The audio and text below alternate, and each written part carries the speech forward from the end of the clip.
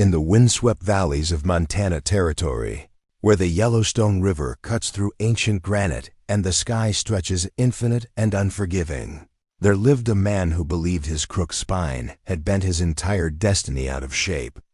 For 12 years, he had climbed the same stone steps, pulled the same heavy ropes, and sent the same bronze voice across a town that rarely looked up to acknowledge the source of their daily rhythm, but sometimes the very thing that makes us.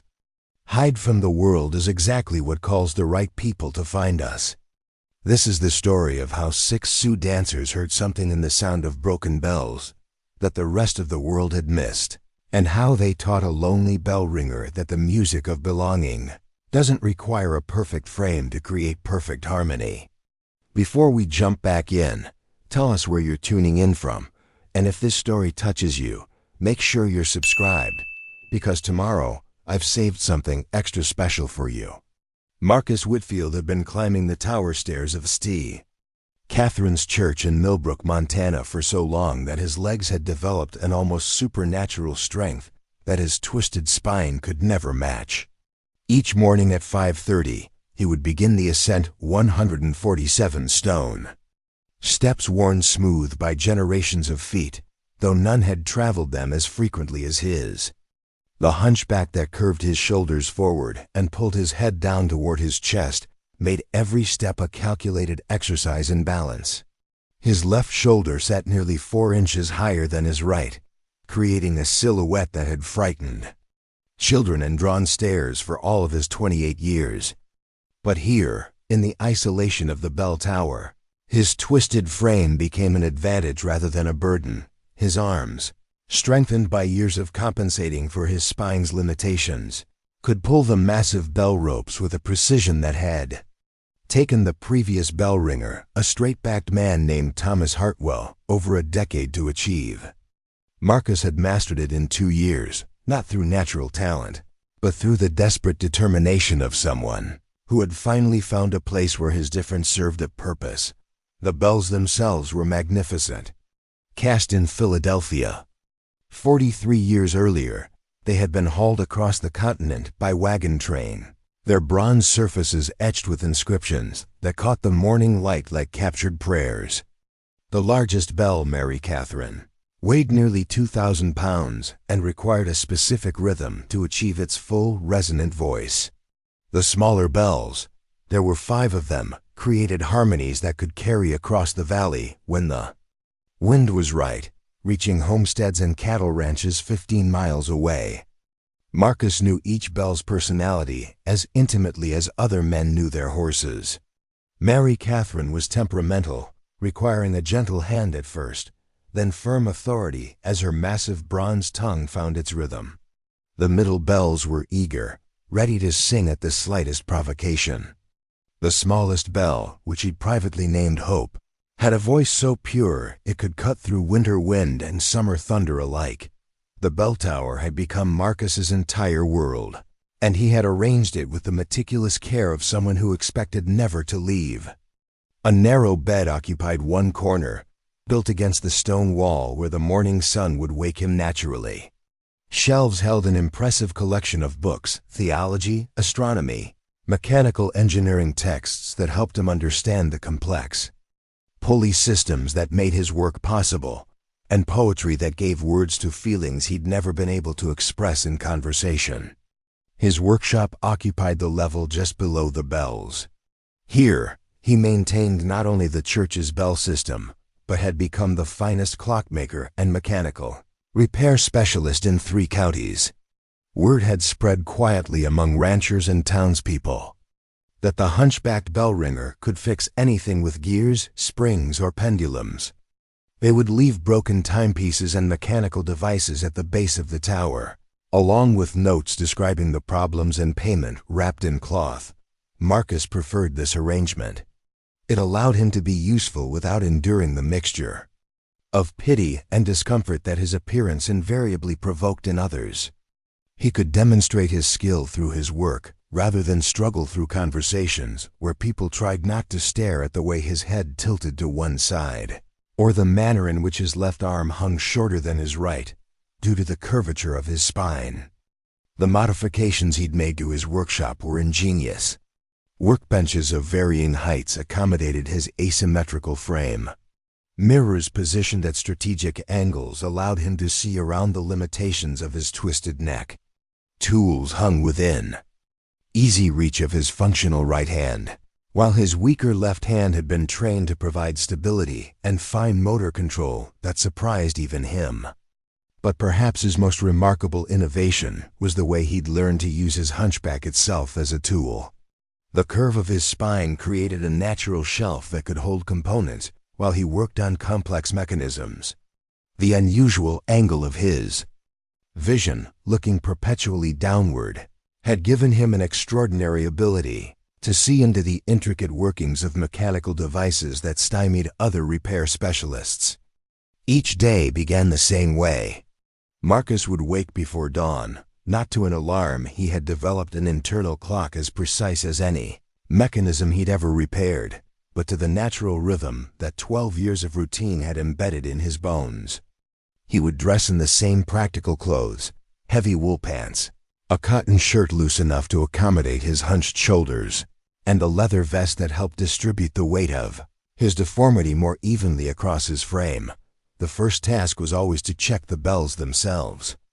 Not just their mechanical condition, but their mood. Marcus had developed an almost mystical understanding of how weather, wind, and atmospheric pressure affected the tone and carrying power of each bell. On humid mornings, Mary Catherine would sound flat unless he adjusted his technique. Cold winter air made the smaller bells ring sharp and brittle unless he warmed them gradually with gentle strikes. This morning assessment was both practical and meditative. As his hands moved over the bronze surfaces, checking for cracks or changes in the metal's color that might indicate stress, Marcus found a piece that had eluded him everywhere else in life. Here, his touch was not feared or pitied. Here, his knowledge was absolute and his skill unquestioned. The daily ringing schedule was complex. Morning prayers at 6, calling the faithful to start their day with devotion. A brief tolling at noon to mark the sun's peak. Evening prayers at 6, and then the special rings for weddings, funerals, emergencies, and holy days. Each occasion required a different pattern, a different emotional tone drawn from the same bronze throats. But the tower's isolation, which protected Marcus from the discomfort of social interaction, also cut him off from human connection in ways that had slowly hollowed out spaces in his soul he hadn't known existed. 12 years of solitude had given him an encyclopedia of technical knowledge and a depth of spiritual contemplation that would have impressed monastery scholars. But it had also created a loneliness so profound that he sometimes found himself talking to the bells as if they were old friends. The townspeople of Millbrook had grown accustomed to their invisible bell ringer. They heard his work 6 times a day, relied on it to structure their lives, appreciated the precision with which he marked their important moments. But they rarely thought about the man himself. When they did, it was usually with the kind of distant gratitude reserved for natural phenomena, thankful for the sunrise, but not particularly curious about the sun. Father McKenna, the elderly priest who had hired Marcus 12 years ago, had tried in the early years to include him in church social activities.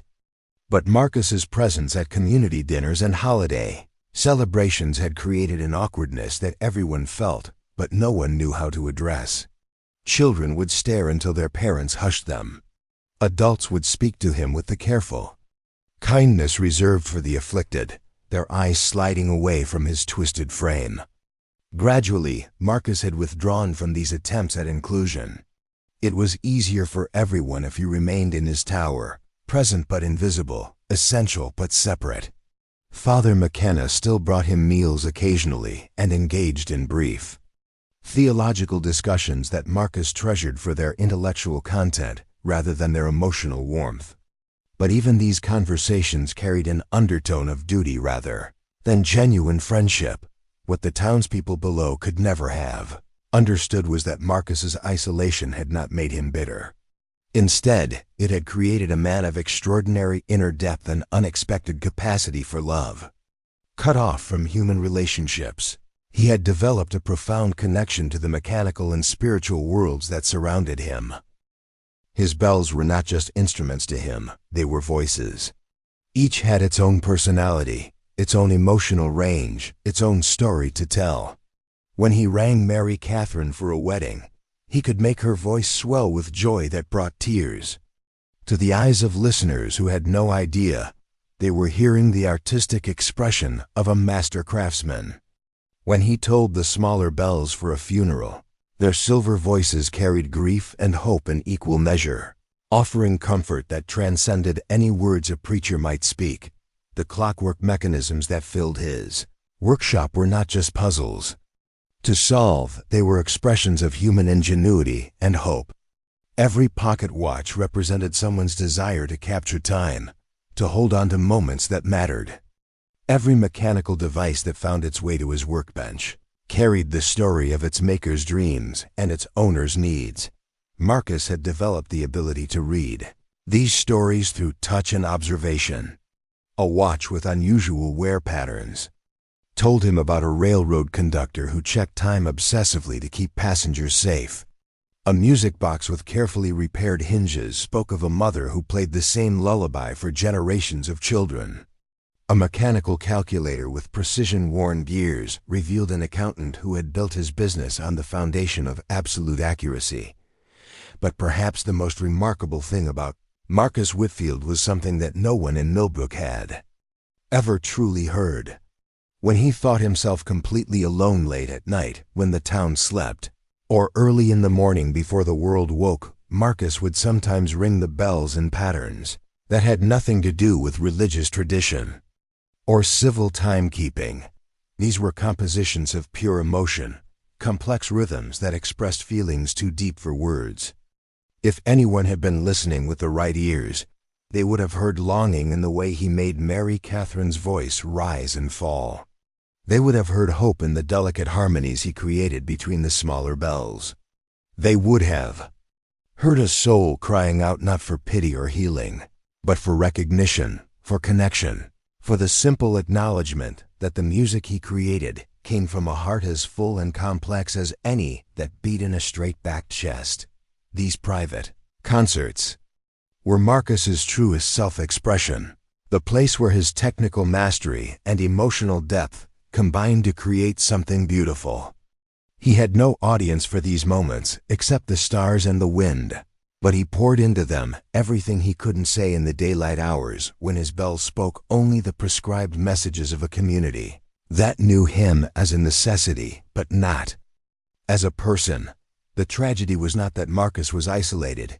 He had chosen that isolation as the least painful way to live with his difference. The tragedy was that his isolation had hidden from the world a musical genius whose compositions might have revolutionized how people thought about the spiritual and emotional possibilities of bell music. On this particular morning in late September, as Marcus completed his daily assessment of the bells and prepared for the 6 o'clock call to morning prayers, something felt different.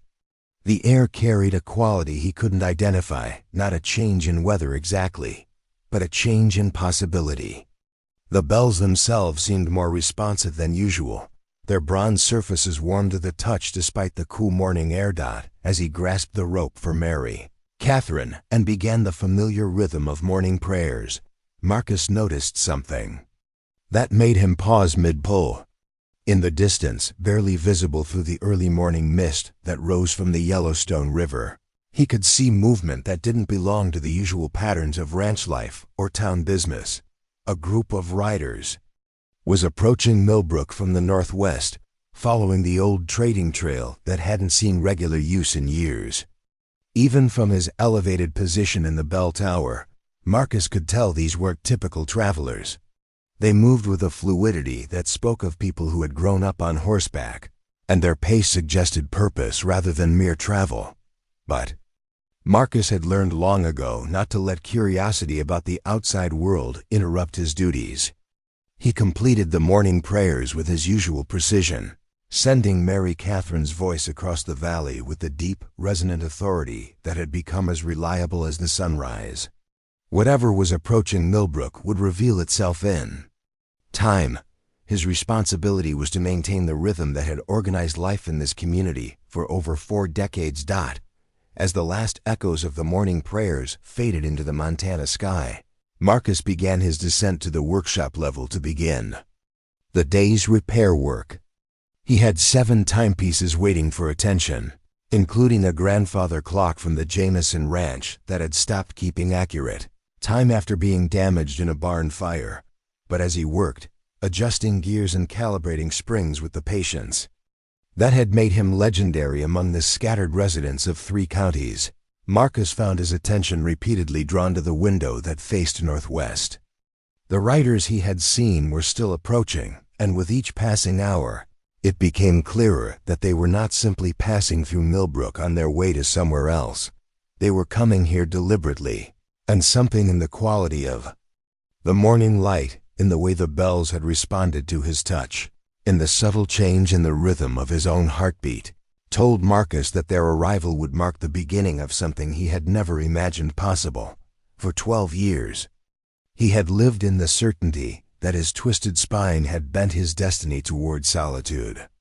But as the mysterious riders drew closer to Millbrook, Marcus Whitfield was about to discover that sometimes the most beautiful music comes from instruments that the world considers broken, and that the heart's truest rhythm can only be heard by those who have learned to listen with more than their ears. Preparing and narrating this story took us a lot of time, so if you are enjoying it, subscribe to our channel. It means a lot to us. Now back to the story. By 10 o'clock, the mysterious riders had entered the main street of Millbrook, and their presence sent ripples of curiosity and unease through the small Montana town. From his workshop window, Marcus could see them clearly now, 6 figures, whose very bearing announced them as something extraordinary. They rode with the fluid grace of people for whom horses were not merely transportation, but extensions of their own bodies, each movement flowing seamlessly into the next as if choreographed by generations of ancestral memory. The leader was a woman of perhaps 25, her black hair braided with what appeared to be silver threads that caught the late morning sun. She wore traditional Sioux dress adapted for travel, fringed leather that moved like water as she guided her painted stallion down Millbrook's dusty main street. Behind her rode 5 others, both men and women, their ages ranging from what looked like late teens to early 30s, each carrying themselves with the unmistakable confidence of performers who had never doubted their right to take up space in the world. But what struck Marcus most forcefully, even from his elevated position in the bell tower, was the way they moved in relationship to each other. There was a rhythm to their formation, a subtle synchronization that spoke of minds and bodies trained to work as a unified whole. These were not simply travelers who happened to be riding together. They were a troop, a family unit bound by something deeper than blood or convenience. The effect of their arrival on Millbrook was immediate and complex. Shopkeepers emerged from their stores to stare openly.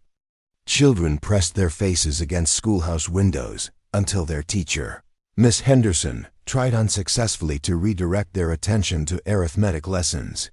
Ranch hands who had been loading supplies at Morrison's General Store stopped their work to watch the procession with expressions that mixed curiosity, suspicion, and something that might have been recognition. Montana Territory in 1887 was still a place where the boundaries between cultures remained fluid and sometimes violent. The Indian Wars were supposedly over, but memories ran deep on both sides, and the sight of 6 Sioux riders entering a predominantly white settlement could mean anything from a peaceful trading visit to the prelude to something more dangerous. Marcus watched Sheriff William Danvers emerge from his office, his hand resting casually on his gun belt in the practiced manner of a man who had learned to prepare for trouble without appearing to seek it. But as the lead rider raised her hand in a gesture that was clearly meant as peaceful greeting, Danvers relaxed slightly, though his eyes never stopped cataloging details that might prove important later. The riders moved with deliberate slowness down Main Street, their horses' hooves creating a rhythm against the packed earth that seemed almost musical. They were clearly looking for something or someone specific, their eyes scanning the buildings with the focused attention of people who had traveled a long distance for a particular purpose. It was Dr. Margaret Sullivan who made the first approach. The town's physician and one of the few women in Millbrook with the authority to speak for the community. She stepped into the street and addressed the lead rider in the careful English that served as lingua franca for cross-cultural communication. In the territory. "Welcome to Millbrook," she said, her voice carrying the professional calm that had made her indispensable during cholera outbreaks and barn fires. "I'm Dr. Sullivan. Is there something we can help you with?" The lead rider's response surprised everyone within earshot. Her English was not just fluent, but elegant, marked by the kind of formal education that came from missionary schools or Eastern universities. "Thank you, Dr. Sullivan. I am Sarah Crowfeather, and these are my companions. We are traveling performers, dancers from the Pine Ridge region. We have heard something unusual, and we've come a long way to discover if what we heard is true." "What exactly did you hear?" Dr. Sullivan asked, though Marcus noticed that her posture had shifted from defensive to genuinely curious. Sarah Crowfeather looked up toward the bell tower, her gaze seeming to find Marcus's window with an accuracy that made his breath catch. "We heard that there is music in this place that speaks a language older than words. We heard bells that carry prayers not just to heaven, but to the hearts of anyone skilled enough to truly listen." The conversation that followed would become the stuff of Millbrook legend, though few who witnessed it fully understood its significance at the time. Sarah Crowfeather explained that she and her companions were not just performers, but preservers of traditional dance forms that had been passed down through generations of Sioux culture. They traveled from settlement to settlement, reservation to trading post, keeping alive the ancient stories told through movement and rhythm. "In our tradition," she explained to the growing crowd of townspeople, "dance and music are not entertainment. They are language, medicine, prayer, and memory all woven together. We dance the stories of our ancestors, the wisdom of the animals, the patterns of the seasons. But recently, we have been hearing something new." She gestured toward the bell tower with a movement so graceful, it seemed like dance itself. "3 weeks ago, we were camped near the Bighorn River when the wind carried a sound that stopped our evening meal. It was bells, but not like any church bells we had heard before. The rhythm was different, complex, emotional, speaking in phrases that told a story." Marcus felt his heart skip as he realized what she was describing. His private compositions, the emotional bell songs he created in the deep night hours when he believed no one could hear, had somehow carried across miles of prairie and mountain to reach ears trained to recognize the deeper meanings within sound. "We followed the sound for 2 weeks," continued another member of the group, a young man whose bearing suggested he might be Sarah's brother. "Sometimes the wind carried it clearly, sometimes we had to stop and listen for hours before catching even an echo, but we knew we had to find the source." What made this encounter remarkable was not just the fact that these Sioux performers had traveled hundreds of miles following the echo of Marcus's bell compositions, but that they recognized something in his music that the people of Millbrook, who heard it every day, had completely missed. "Your bell ringer," Sarah Crowfeather said, addressing Dr. Sullivan but somehow speaking to the entire gathered crowd. "He is composing. The sounds we heard were not random. They follow patterns that match the ancient song structures my grandmother taught me. Whoever creates those sounds understands rhythm the way a master dancer understands movement." The revelation sent murmurs through the assembled townspeople. They had heard Marcus's bells for 12 years, but always as functional signals: time to wake up, time for prayers, time to mark the important moments of community life. The idea that their invisible bell ringer was creating art, was expressing himself through music that could be heard and understood by people hundreds of miles away, struck them with the force of discovering they had been living next to something miraculous without realizing it. "But how do you know the music comes from here specifically?" asked Father McKenna, who had emerged from the church upon hearing the commotion. "Surely there are other bell towers, other churches with skilled ringers." Sarah Crowfeather smiled with the patience of someone who had spent years explaining the subtleties of her culture to people who lacked the context to immediately understand. "Because the music we heard carries loneliness like a signature. It is technically perfect, but emotionally isolated. It speaks of someone who has learned to express profound beauty, but has no one to share that beauty with. And because," she added, looking again toward the bell tower, "the rhythm matches the heartbeat of someone whose body moves differently, whose timing comes from a source other than conventional expectations." This last observation sent a shock through the crowd that was almost visible. The townspeople of Millbrook had grown so accustomed to thinking of Marcus as simply the hunchbacked bell ringer that they had never considered the possibility that his physical difference might contribute something unique to his musical expression rather than limiting it. But not everyone in the crowd was pleased by this interpretation. Thomas Briggs, the local banker and self-appointed guardian of community morality, stepped forward with the kind of aggressive skepticism that often masks fear of having one's worldview challenged. "Now see here," Briggs said, his voice carrying the authority of someone accustomed to being the final word on local matters.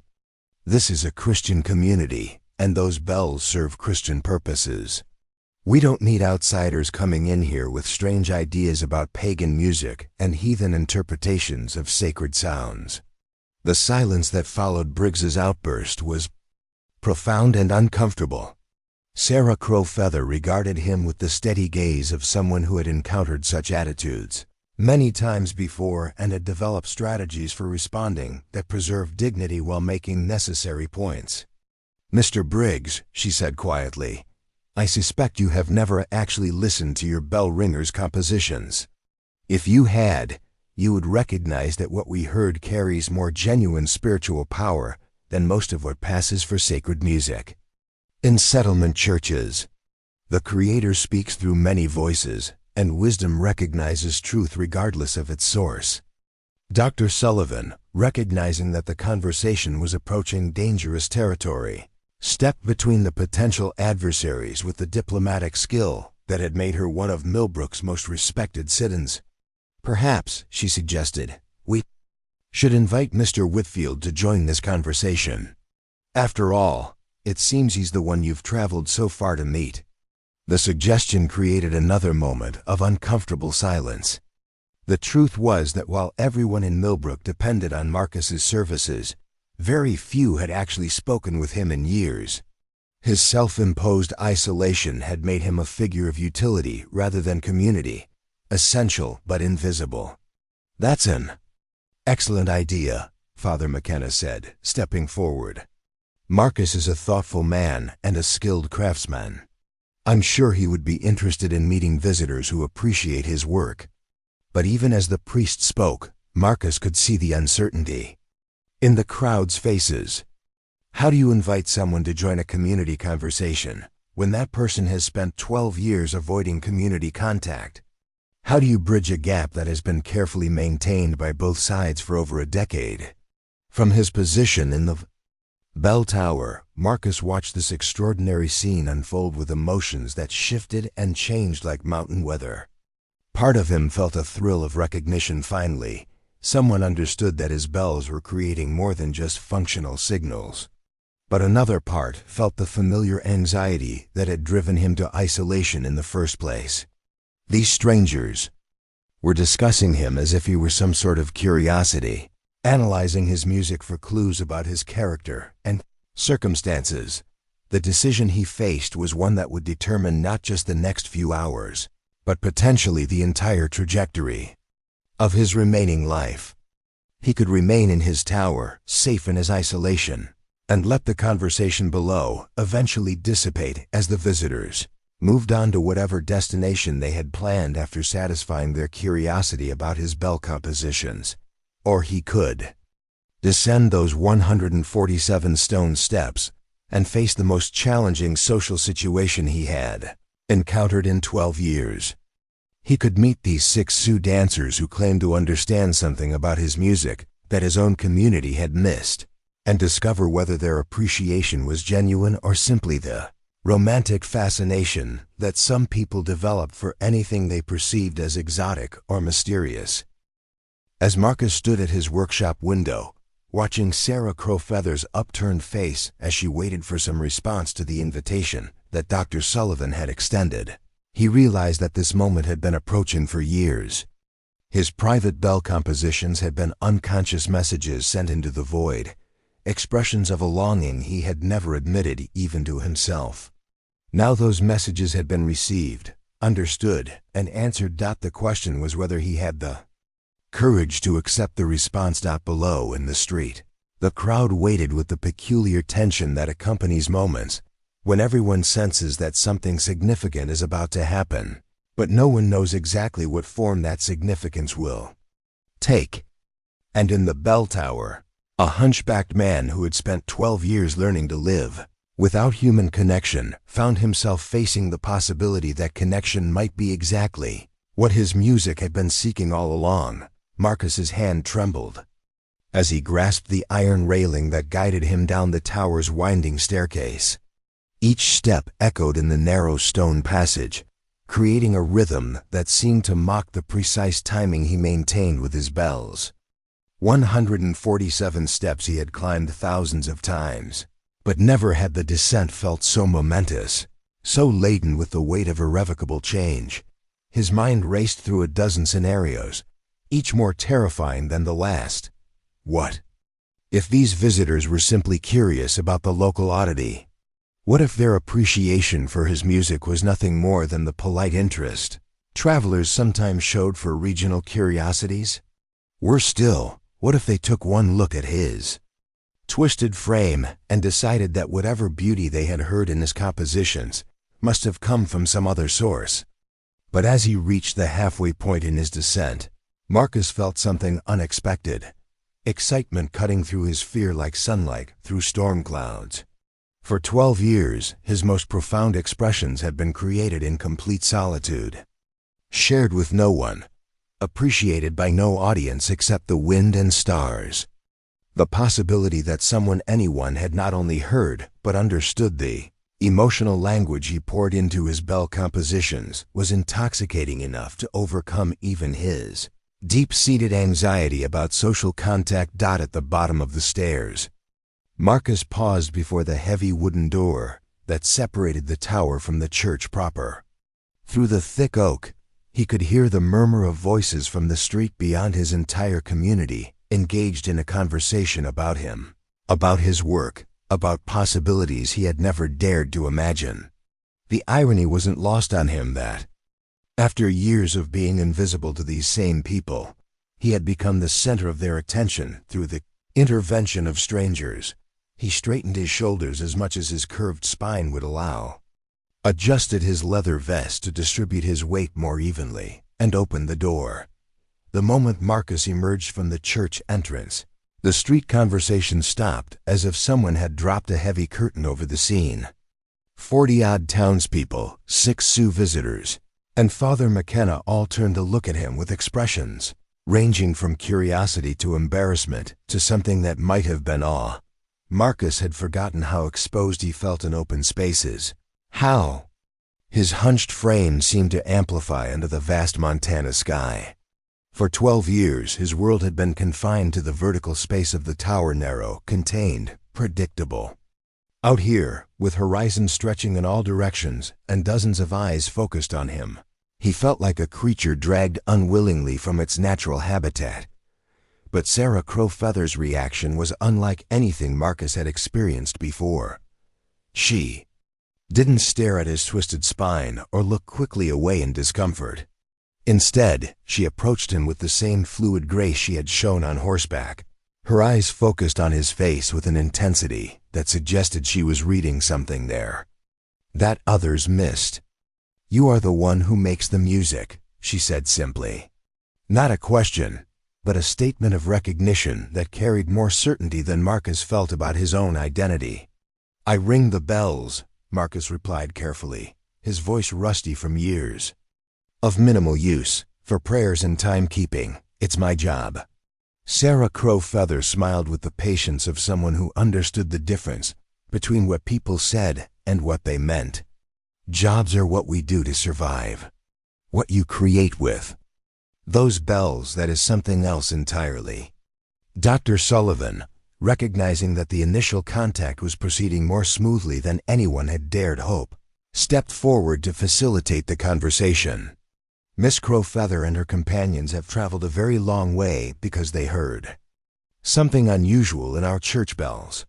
They believe you've been creating compositions that go beyond traditional religious signals." Marcus felt heat rise in his cheeks. His private musical expressions had been exactly that, private. The idea that they had been overheard, analyzed, and discussed felt like having his personal diary read aloud in the town square. "I sometimes experiment with different patterns," he admitted reluctantly. "Late at night, when the schedule allows. But it's nothing formal, nothing intended for an audience." "The most honest art rarely is," said one of Sarah's companions, a young man whose bearing suggested he might be her brother. "My name is Joseph Crowfeather. In our tradition, the most powerful songs are those that come from solitude, from the place where the heart speaks without worrying about who might be listening." Thomas Briggs, who had been growing increasingly agitated as the conversation progressed, chose this moment to assert what he saw as community standards. "Now hold on just a minute. Those bells are church property, consecrated for Christian worship. They're not some kind of artistic plaything for anyone's personal amusement." The silence that followed Briggs's interruption was sharp enough to cut. Marcus felt the familiar shame that had driven him to isolation 12 years earlier, the sense that his difference, his needs, his very existence somehow imposed unfairly on others. But Sarah Crowfeather's response surprised everyone, including Marcus himself. "Mr. Briggs," she said, her voice carrying quiet authority, "I suspect you have never actually heard what your bell ringer creates in the hours when he thinks no one is listening. Would you be willing to listen now, truly listen, before deciding whether his music serves sacred purposes or violates them?" What Sarah Crowfeather was proposing amounted to a public performance, and Marcus felt his chest tighten with anxiety that bordered on panic. 12 years of carefully managed privacy, 12 years of expressing his deepest emotions, only when he was certain of complete solitude. And now these strangers were asking him to pour out his soul in front of an audience that included people who had spent more than a decade seeing him as a useful oddity rather than a complete human being. "I don't think," Marcus began, but Father McKenna interrupted with unexpected support. "Actually, Marcus, I think this might be exactly what's needed. I've heard fragments of what you create during those late-night sessions, and I've always wondered about the complexity of what you were doing. Perhaps it's time the community understood the full extent of your gifts." The crowd murmured with renewed interest. Most of Millbrook's residents had never considered the possibility that their functional bell-ringing service might actually involve artistic creation of any significance. "Besides," added Dr. Sullivan with the practical wisdom that made her such an effective community leader, "if these folks have traveled hundreds of miles following the sound of our bells, the least we can do is satisfy their curiosity properly." Marcus found himself trapped between his terror of public exposure and something deeper, a longing he had never acknowledged for his music to be truly heard and understood. Sarah Crowfeather seemed to recognize his internal struggle because she approached him with the kind of careful directness he imagined she might use with a spooked horse. "Mr. Whitfield," she said quietly, "in our culture, we believe that gifts are not given to individuals for their own benefit alone. They are given so that beauty can flow through one person to touch the lives of many. Your music, the compositions we heard carried on the wind, they held more spiritual power than most of what passes for sacred expression. The Creator works through many vessels, and perhaps your bells are meant to be one of them. What happened next would be talked about in Millbrook for decades afterward. Marcus, after a long moment of internal wrestling, nodded slowly and gestured toward the church entrance. "If you want to hear what I actually create," he said, his voice barely above a whisper, "you'll need to come up to the tower. The acoustics are different up there, and the bells respond better when you can feel as well as hear the vibrations." Sarah. Crow Feather's face lit up with the kind of joy that comes from receiving an unexpected gift. "We would be honored to accept that invitation." The procession that followed was unlike anything in Millbrook's history.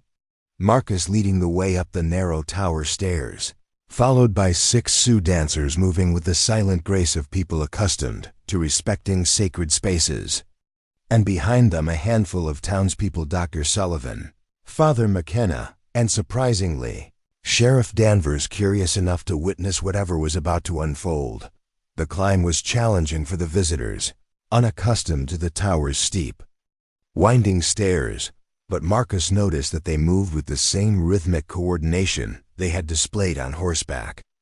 Even in the confined space of the stairwell, they maintained an awareness of each other's position and pace that spoke of minds trained to work in harmony. When they reached Marcus's workshop level, the visitors' reaction was immediate and profound. They moved through the space with the reverence of people entering a cathedral, their eyes taking in the precisely arranged tools, the complex mechanical projects in various stages of completion, the ingenious adaptations that allowed a man with a curved spine to create work of extraordinary precision. "This is where the real magic happens," said one of the younger dancers. A woman whose name Marcus learned was Rebecca Flying Horse. She was examining his modified workbenches with the eye of someone who understood the relationship between physical limitation and creative innovation. "These adaptations," said another companion, studying the mirror system that allowed Marcus to see around the limitations of his twisted neck, "they're not compromises, they're improvements. You've found ways to work that give you advantages other craftsmen don't have." Sarah Crow Feather was drawn to a collection of intricate clockwork mechanisms that Marcus had been repairing: pocket watches, music boxes, mechanical calculators whose complexity had challenged even his considerable skills. "You read the language of gears and springs the way we read the language of rhythm and movement," she observed. "Different expressions of the same understanding that everything in creation follows patterns, and those patterns can be learned, respected, and enhanced." Marcus felt something loosening in his chest, a tension he had carried for so long that he had forgotten it was there. These strangers were seeing his workshop, his adaptations, his entire carefully constructed world, not as evidence of limitation, but as proof of capability. They understood that his differences had driven him to innovation rather than defeat, but the real test was still ahead.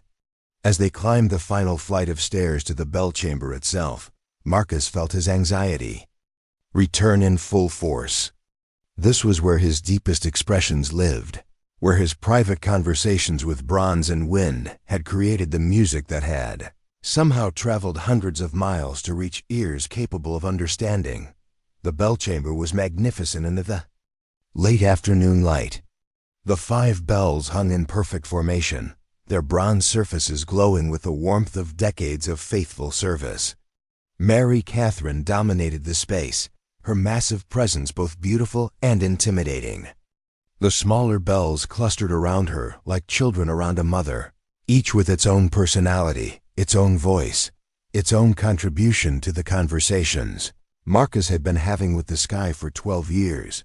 Sarah Crow Feather approached Mary Catherine with the reverence of someone encountering a sacred object.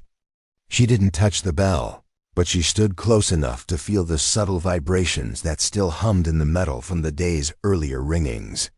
"She holds the deepest voice," Sarah said, her words carrying the certainty of someone who understood the relationship between size, mass, and musical expression. "When you compose, she anchors the rhythm while the others dance around her foundation." Marcus stared at her in amazement. Without hearing a single note of his private compositions, she had identified the exact role that Mary Catherine played. In his musical structures, how did you know that? He asked. Sarah Crowfeather smiled. Because rhythm is rhythm, whether it's expressed through bells or drums or dancing feet. The patterns are universal. What changes is only the vessel through which they flow.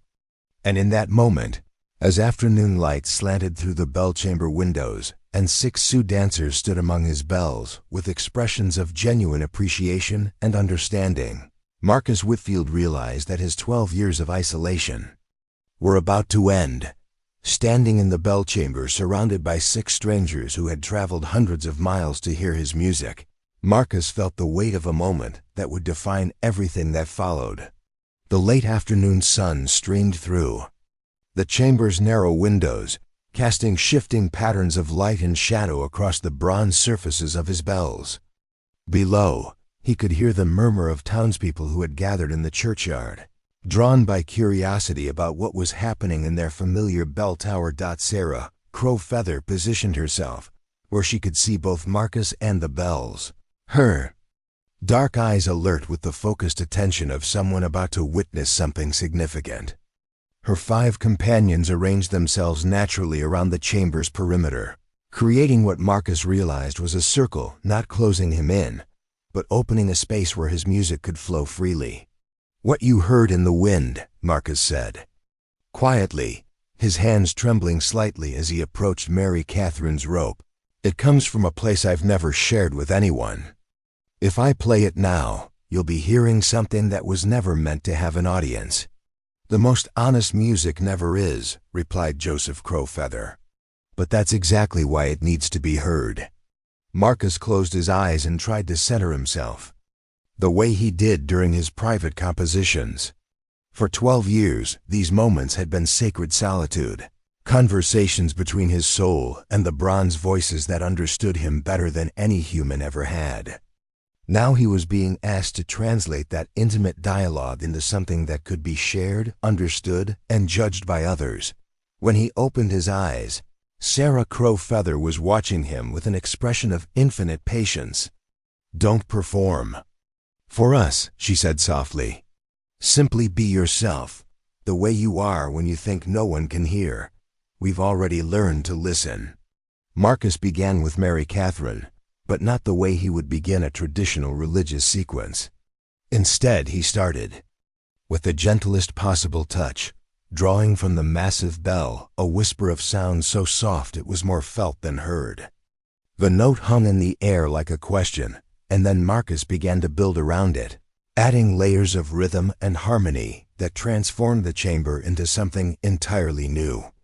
What emerged was unlike anything the visitors had expected, even after their long journey following fragments carried on the wind.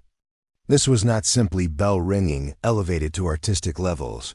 This was a completely original form of musical expression that used the bell's unique properties to create sounds and rhythms that no other instrument could produce. Marcus's twisted frame, which had seemed like such a limitation in social situations, became an advantage in this context. His hunched shoulders allowed him to reach multiple ropes simultaneously in ways that would have been impossible for someone with conventional posture. The angle of his vision, naturally directed downward, let him watch the subtle movements of each rope with precision that guided his timing to perfection. But more than technical skill, what captivated the listeners was the emotional content of what Marcus was creating. Each phrase told a story loneliness that gradually transformed into something approaching hope, isolation that contained seeds of connection, limitations that became doorways to previously unimagined possibilities. Rebecca Flying Horse began to move. It started almost unconsciously, her body responding to rhythms that seemed to speak directly to some primal understanding of music and movement. Her steps were soft, respectful of the sacred space, but undeniably drawn into dialogue with the sounds Marcus was creating. What happened next would become the stuff of legend, not just in Millbrook, but in the cultural memory of the Northern Plains tribes. As Marcus's composition grew more complex, more emotionally compelling, the 6 dancers began to respond not with formal choreography, but with movement that seemed to arise spontaneously from their deep understanding of rhythm and story. Sarah Crowfeather moved like flowing water, her steps echoing the rise and fall of Mary Catherine's deepest tones. Joseph Crowfeather provided counterpoint, his movements sharp and precise like the voice of the smallest bell. The others filled the spaces between, creating a visual symphony that complemented and enhanced the musical one without ever competing with it. Marcus, lost in his composition, initially didn't notice what was happening around him. But as the dance grew more elaborate, more clearly synchronized with his musical choices, he began to realize that something unprecedented was occurring. These strangers weren't just listening to his music, they were translating it into another art form entirely, creating a conversation between sound and movement that was greater than either could achieve alone. For the first time in his life, Marcus was not creating in solitude. His music was being received, understood, and transformed into something new through the artistic expression of others. The experience was intoxicating and terrifying in equal measure. Down in the churchyard, the gathered townspeople were experiencing something that challenged everything they thought they knew about their invisible bell ringer. The sounds drifting down from the tower were recognizably from their familiar bells, but they carried emotional weight and artistic sophistication that none of them had imagined possible. Mrs. Elizabeth Harper, the minister's wife, found tears streaming down her face without understanding why. "I've heard those bells every day for 12 years, she whispered to her husband, "but I've never really heard them before." Sheriff Danvers, a practical man not given to flights of artistic fancy, stood transfixed by rhythms that seemed to speak of struggles and triumphs he recognized from his own life. The music wasn't abstract or ethereal, it was grounded in real human experience, telling stories that resonated with anyone who had ever faced limitation and found ways to transcend it. Even Thomas Briggs, still skeptical about the propriety of what was happening, found himself unable to deny the power of what he was hearing. This wasn't the simple functional bell ringing he had expected to defend or condemn. This was art of a caliber that demanded respect regardless of its source or context. "Sweet Jesus," muttered old Pete Morrison, the store owner who had lived in Millbrook longer than anyone else. "That boy's been making this kind of music right over our heads all these years, and we never knew it." As Marcus's composition reached its climax, something remarkable happened in the bell chamber. The formal boundaries between musician and dancers dissolved completely. The 6 Sioux performers were no longer responding to Marcus's music. They were collaborating with it, their movements suggesting rhythmic variations that Marcus incorporated into his bell work, creating a truly cooperative artistic expression. Sarah Crowfeather found herself moving in patterns that told the story of Marcus's life as she understood it, the isolation, the adaptation, the hidden beauty that bloomed in solitude. Her dance became a visual translation of everything she had heard in those wind-carried fragments that had drawn them across hundreds of miles of prairie. Meanwhile, Marcus discovered that having an audience, far from limiting his expression, was actually expanding it. The dancers' movements suggested new rhythmic possibilities he had never considered. Their physical grace inspired him to attempt bell combinations that pushed the boundaries of what he had thought possible with his instruments.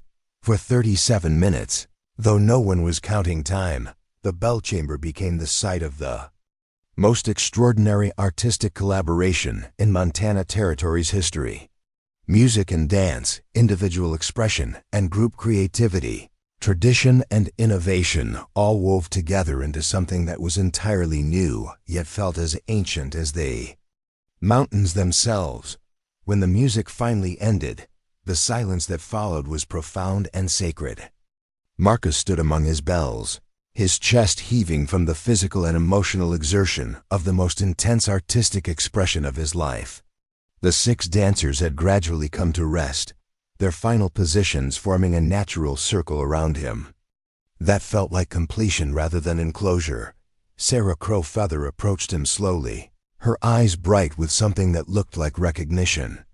"Now I understand why the wind carried your music so far," she said quietly. "It wasn't just looking for ears to hear it. It was looking for hearts that could answer it." Marcus found himself unable to speak. For 12 years he had poured his deepest emotions into bronze and air, never expecting any response beyond the echo that came back to him from the mountains. Now he had discovered that his music was capable of creating something larger than itself, that his artistic expression could serve as the foundation for collaborative beauty he had never imagined possible. "The rhythms you create," said Joseph Crowfeather, "they follow patterns that match our oldest dance traditions. Not because you copied them, but because you've discovered the same truths about movement and time that our ancestors learned centuries ago." From below came the sound of sustained applause, not the polite appreciation usually offered after church performances, but the kind of enthusiastic recognition that greets genuine artistic achievement. The townspeople who had gathered in the churchyard had been moved by something they couldn't fully explain but knew they would never forget. When the group finally descended from the bell tower, they found the churchyard filled with people Marcus hadn't seen gathered in one place since the previous Christmas. But their expressions as they looked at him were different from anything he had experienced before. Instead of the careful politeness or uncomfortable pity he was accustomed to, he saw genuine respect, curiosity, and something that might have been awe. Dr. Sullivan was the first to approach. "Marcus," she said, her voice filled with wonder, "how long have you been creating music like that?" "I don't know," Marcus replied honestly. "It started as experiments, I suppose. Ways to express things I couldn't say in words." "Well," said Father McKenna, his elderly face beaming with pride, "I think it's time this community understood that we've been blessed with an artist of extraordinary caliber. What we heard today wasn't just bell ringing, it was music that speaks to the soul." As the crowd began to disperse, Sarah Crowfeather approached Marcus with a proposal that would change everything. "We have performances scheduled throughout the territory over the next several months," she said. "Trading posts, forts, reservation gatherings, even some of the larger towns. Would you consider traveling with us?" Marcus felt his breath catch. The idea of leaving his tower, his carefully controlled environment, his 12 years of routine and safety, was terrifying, but it was also thrilling in ways he hadn't expected. "I don't know if I could," he said. "My bells, my workshop, my responsibilities." "Here. Your responsibilities," Sarah Crowfeather said gently, "may be larger than you realize. What we created up there, that collaboration between your music and our dance, it could help people understand that beauty comes from many sources, that strength takes many forms. In times when our peoples are learning to live together, art that builds bridges becomes more than entertainment. It becomes medicine for old wounds." As the sun set over Millbrook, painting the sky in shades of gold and crimson, Marcus Whitfield found himself standing at the threshold of a choice that would define the rest of his life. Behind him lay 12 years of safety, solitude, and carefully managed limitation. Before him stretched the possibility of sharing his gift with the world, of discovering what his music might become when it was no longer confined to a single tower, but allowed to roam free across the vast landscape of human experience. The bells above him seemed to whisper in the evening wind, and for the first time in his life, Marcus thought he could hear them saying yes. Marcus barely slept that night. He lay in his narrow bed in the bell tower, staring at the ceiling beams he had memorized over 12 years of solitary nights, while his mind raced through the implications of Sarah Crowfeather's invitation.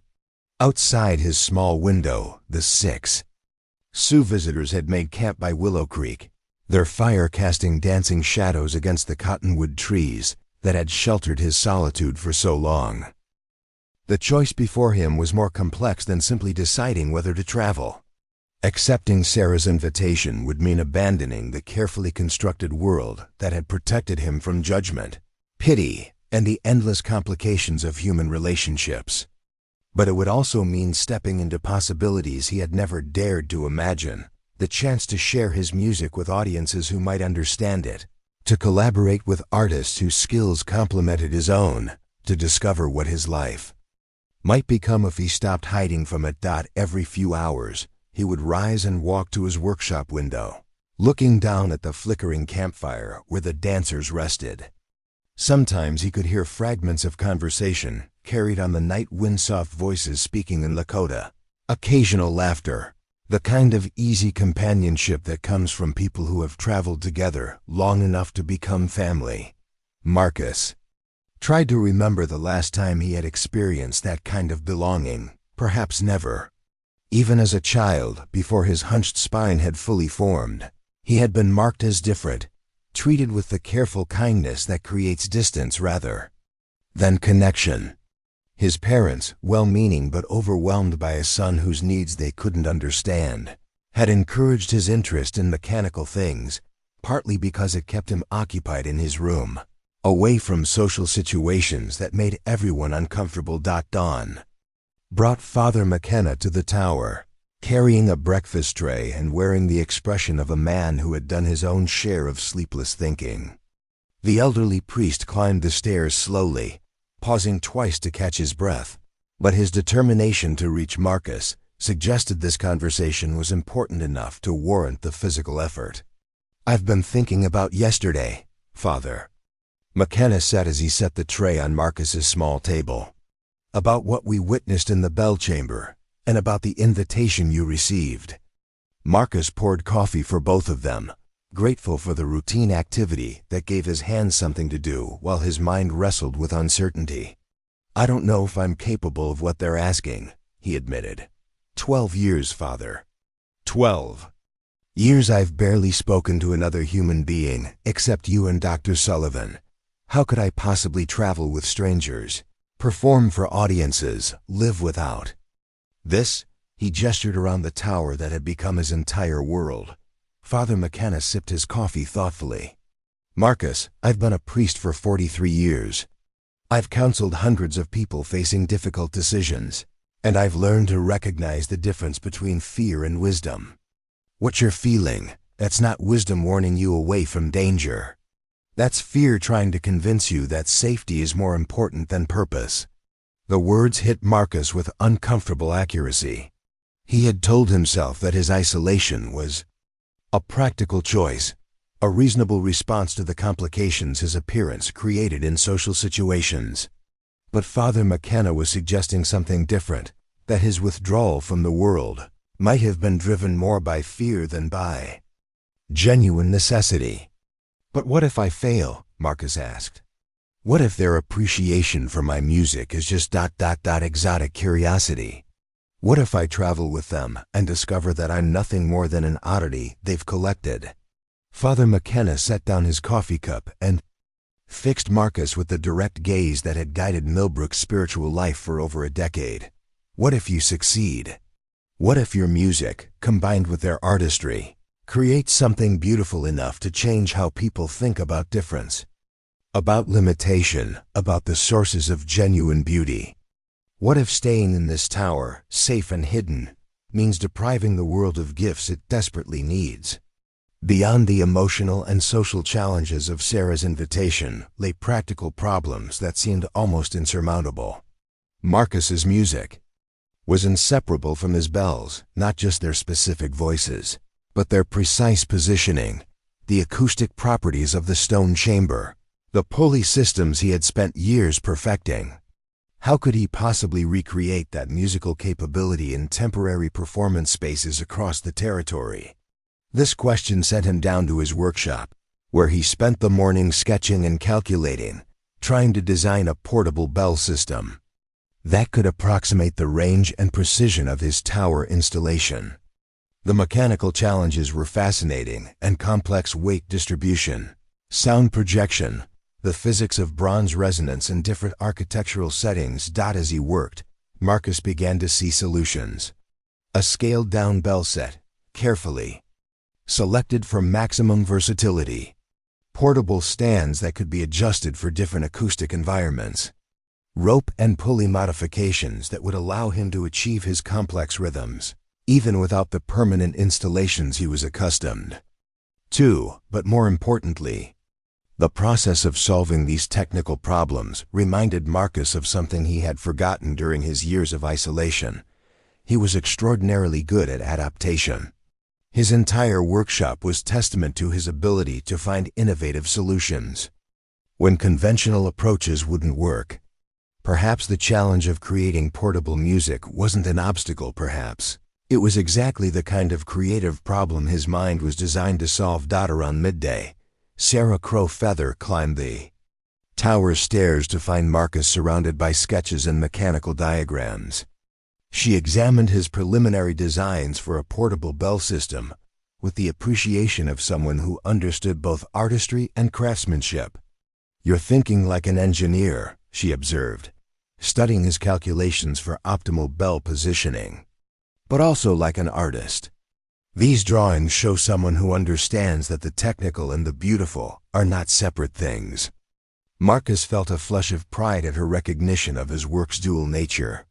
"I was trying to figure out how to bring the music with me, if I decided to. If I chose to accept your invitation." Sarah smiled. "The music is already with you, Marcus.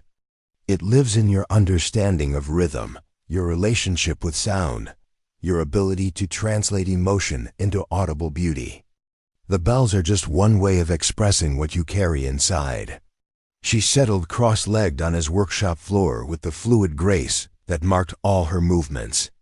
"Let me tell you why we really came here, why we were willing to travel so far, following the echo of your compositions."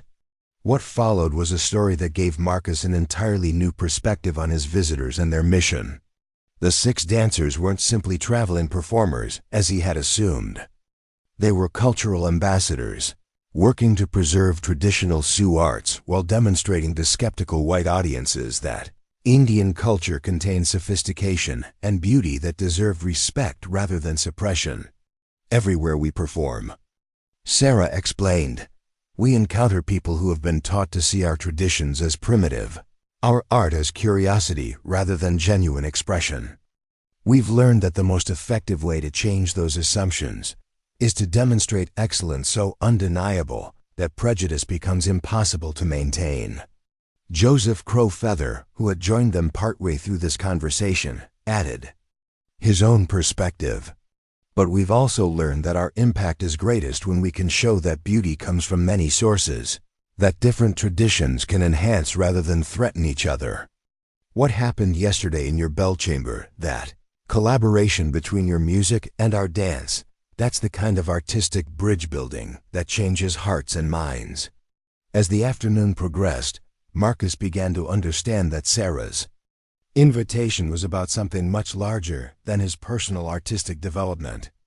The collaboration they had discovered between his bell compositions and their traditional dances represented a new form of cultural expression, one that demonstrated the possibility of genuine cooperation between different ways of understanding music, movement, and meaning. "The territory is changing," Sarah continued. "Treaties are being negotiated, reservations established, new relationships forming between our peoples. But most of that negotiation happens between politicians and military leaders, people who see each other as problems to be solved rather than as sources of potential enrichment." Rebecca Flying Horse, the youngest of the dancers, spoke up from where she had been examining Marcus's modified tools. "When people see us perform together, when they witness the beauty that comes from different traditions working in harmony, it plants seeds of possibility that no treaty language can match." Marcus felt something shifting in his understanding of what he was being offered. This wasn't just an escape from isolation or an opportunity for artistic development.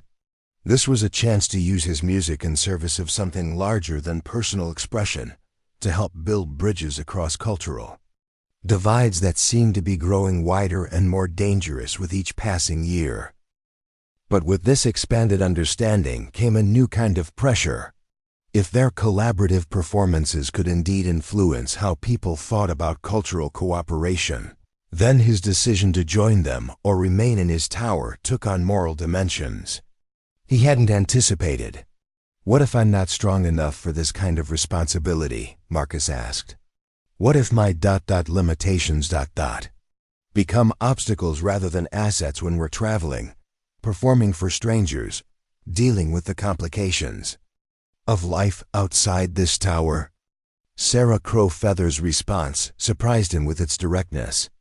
"Marcus, yesterday we watched you create music that transformed everyone who heard it. We watched you collaborate with dancers you'd never met before, adapting your compositions in real time to enhance our movements while maintaining the integrity of your own artistic vision. If that's what you consider limitation, then you have a very strange understanding of the word." She stood and walked to his window, looking out at the town that had known Marcus for 12 years without truly seeing him. "The question isn't whether you're capable of traveling with us. The question is whether you're willing to stop letting fear make your decisions." As sunset approached, Marcus knew he was running out of time for deliberation.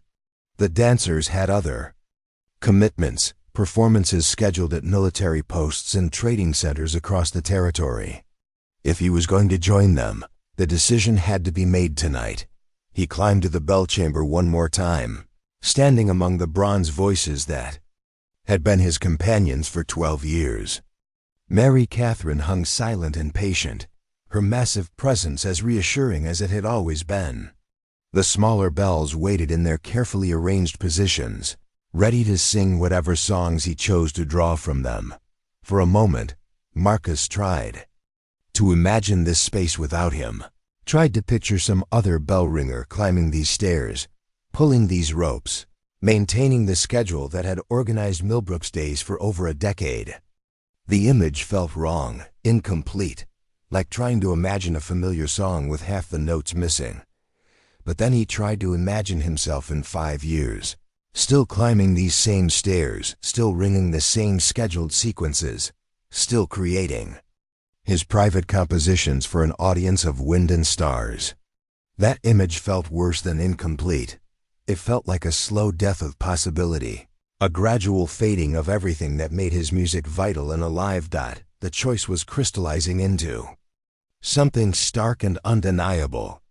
He could remain safe in his tower, protected from risk, but also cut off from growth. Or he could step into uncertainty with the chance of discovering what his life might become if he stopped hiding from it. As the last light faded from the Montana sky, Marcus Whitfield made his decision.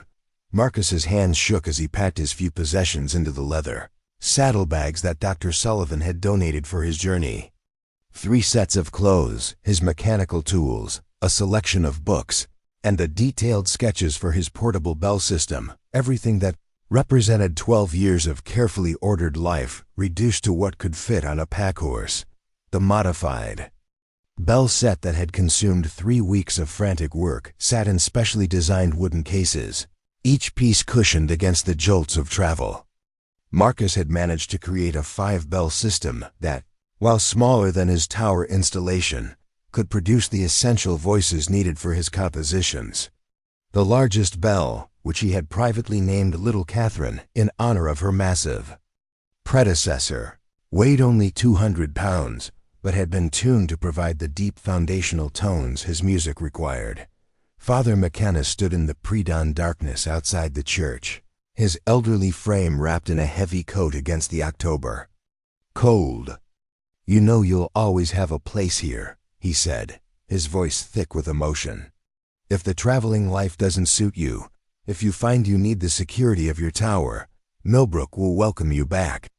Marcus nodded, though both men understood that this departure represented more than a temporary absence. The man who returned, if he returned, would not be the same person who was leaving. 12 years of isolation had ended the moment he chose to step beyond the boundaries of his carefully controlled world. The 6 Sioux dancers had struck their camp before sunrise, their preparations carried out with the efficient silence of people accustomed to early departures. Their horses stood ready, packs secured, the entire group waiting with patient courtesy for Marcus to complete his own preparations. Sarah, Crow Feather, approached as Marcus struggled to secure his bell cases to the packhorse Dr. Sullivan had provided. Without speaking, she assisted with the ropes, her experienced hands quickly solving problems that had frustrated his efforts. "The first day of traveling is always the hardest," she said quietly. "Everything feels wrong, unfamiliar, impossible. But by the third day, you'll begin to remember that home is something you carry with you, not something you leave behind." Their destination was Fort Harrison, a military outpost 3 days' ride northwest of Millbrook, where Sarah's troop had been commissioned to perform for a gathering of territorial officials, military officers, and local ranchers.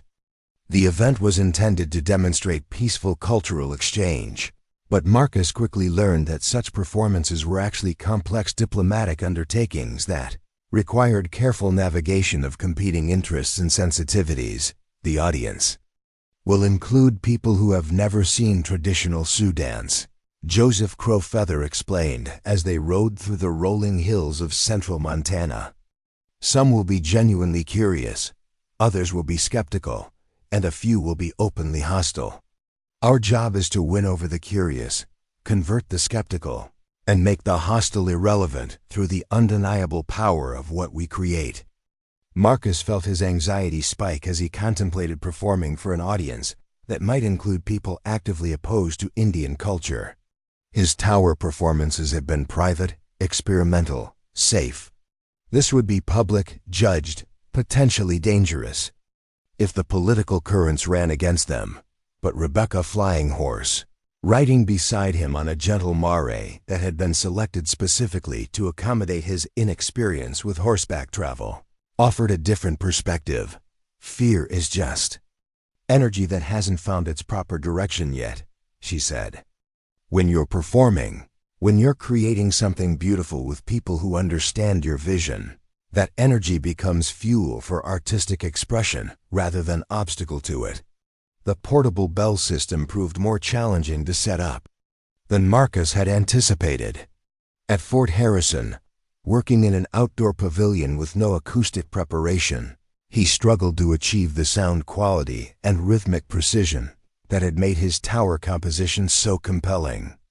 The bells rang differently in open air, their voices scattered by wind and absorbed by earth rather than focused and amplified by stone walls. But Sarah and her dancers adapted their movements to complement the changed acoustic environment, creating visual elements that filled the spaces where the bell voices couldn't reach. What emerged was not a recreation of their tower collaboration, but something entirely new, a performance style that integrated the limitations of outdoor venues into the artistic expression itself. The crowd at Fort Harrison included exactly the mix of reactions Joseph had predicted. Army officers sat stiffly in the front rows, their expressions professionally neutral, but their attention clearly engaged. Territorial officials whispered among themselves, some nodding appreciatively while others frowned at what they perceived as excessive accommodation of Indian culture. But it was the ranchers and their families who provided the most genuine responses. These were people who lived close to the land, who understood the relationship between rhythm and work, between natural patterns and human expression. When Marcus's bells began their conversation with the dancers' movements, the ranchers recognized something authentic in the collaboration, not a performance designed to impress, but a sharing of genuine artistic vision. Mrs. Catherine Jameson, wife of one of the territory's largest cattle ranchers, approached Marcus after the performance with tears still visible in her eyes. "I've never heard anything like that," she said. "The way your music and their dancing spoke to each other, it was like watching a conversation in a language I didn't know I understood." Colonel William Hayes, the fort's commanding officer, was more analytical in his response. "What you've created here represents something significant," he told the assembled performers. "This kind of cultural collaboration, art that brings different traditions together without diminishing either, that's exactly what the territory needs as we work toward sustainable peace." But not all responses were positive. A group of local businessmen led by a trader named Harrison Wells made no attempt to hide their disapproval. This kind of performance legitimizes Indian culture in ways that could interfere with necessary development, Wells argued to anyone who would listen. We should be encouraging assimilation, not celebrating differences.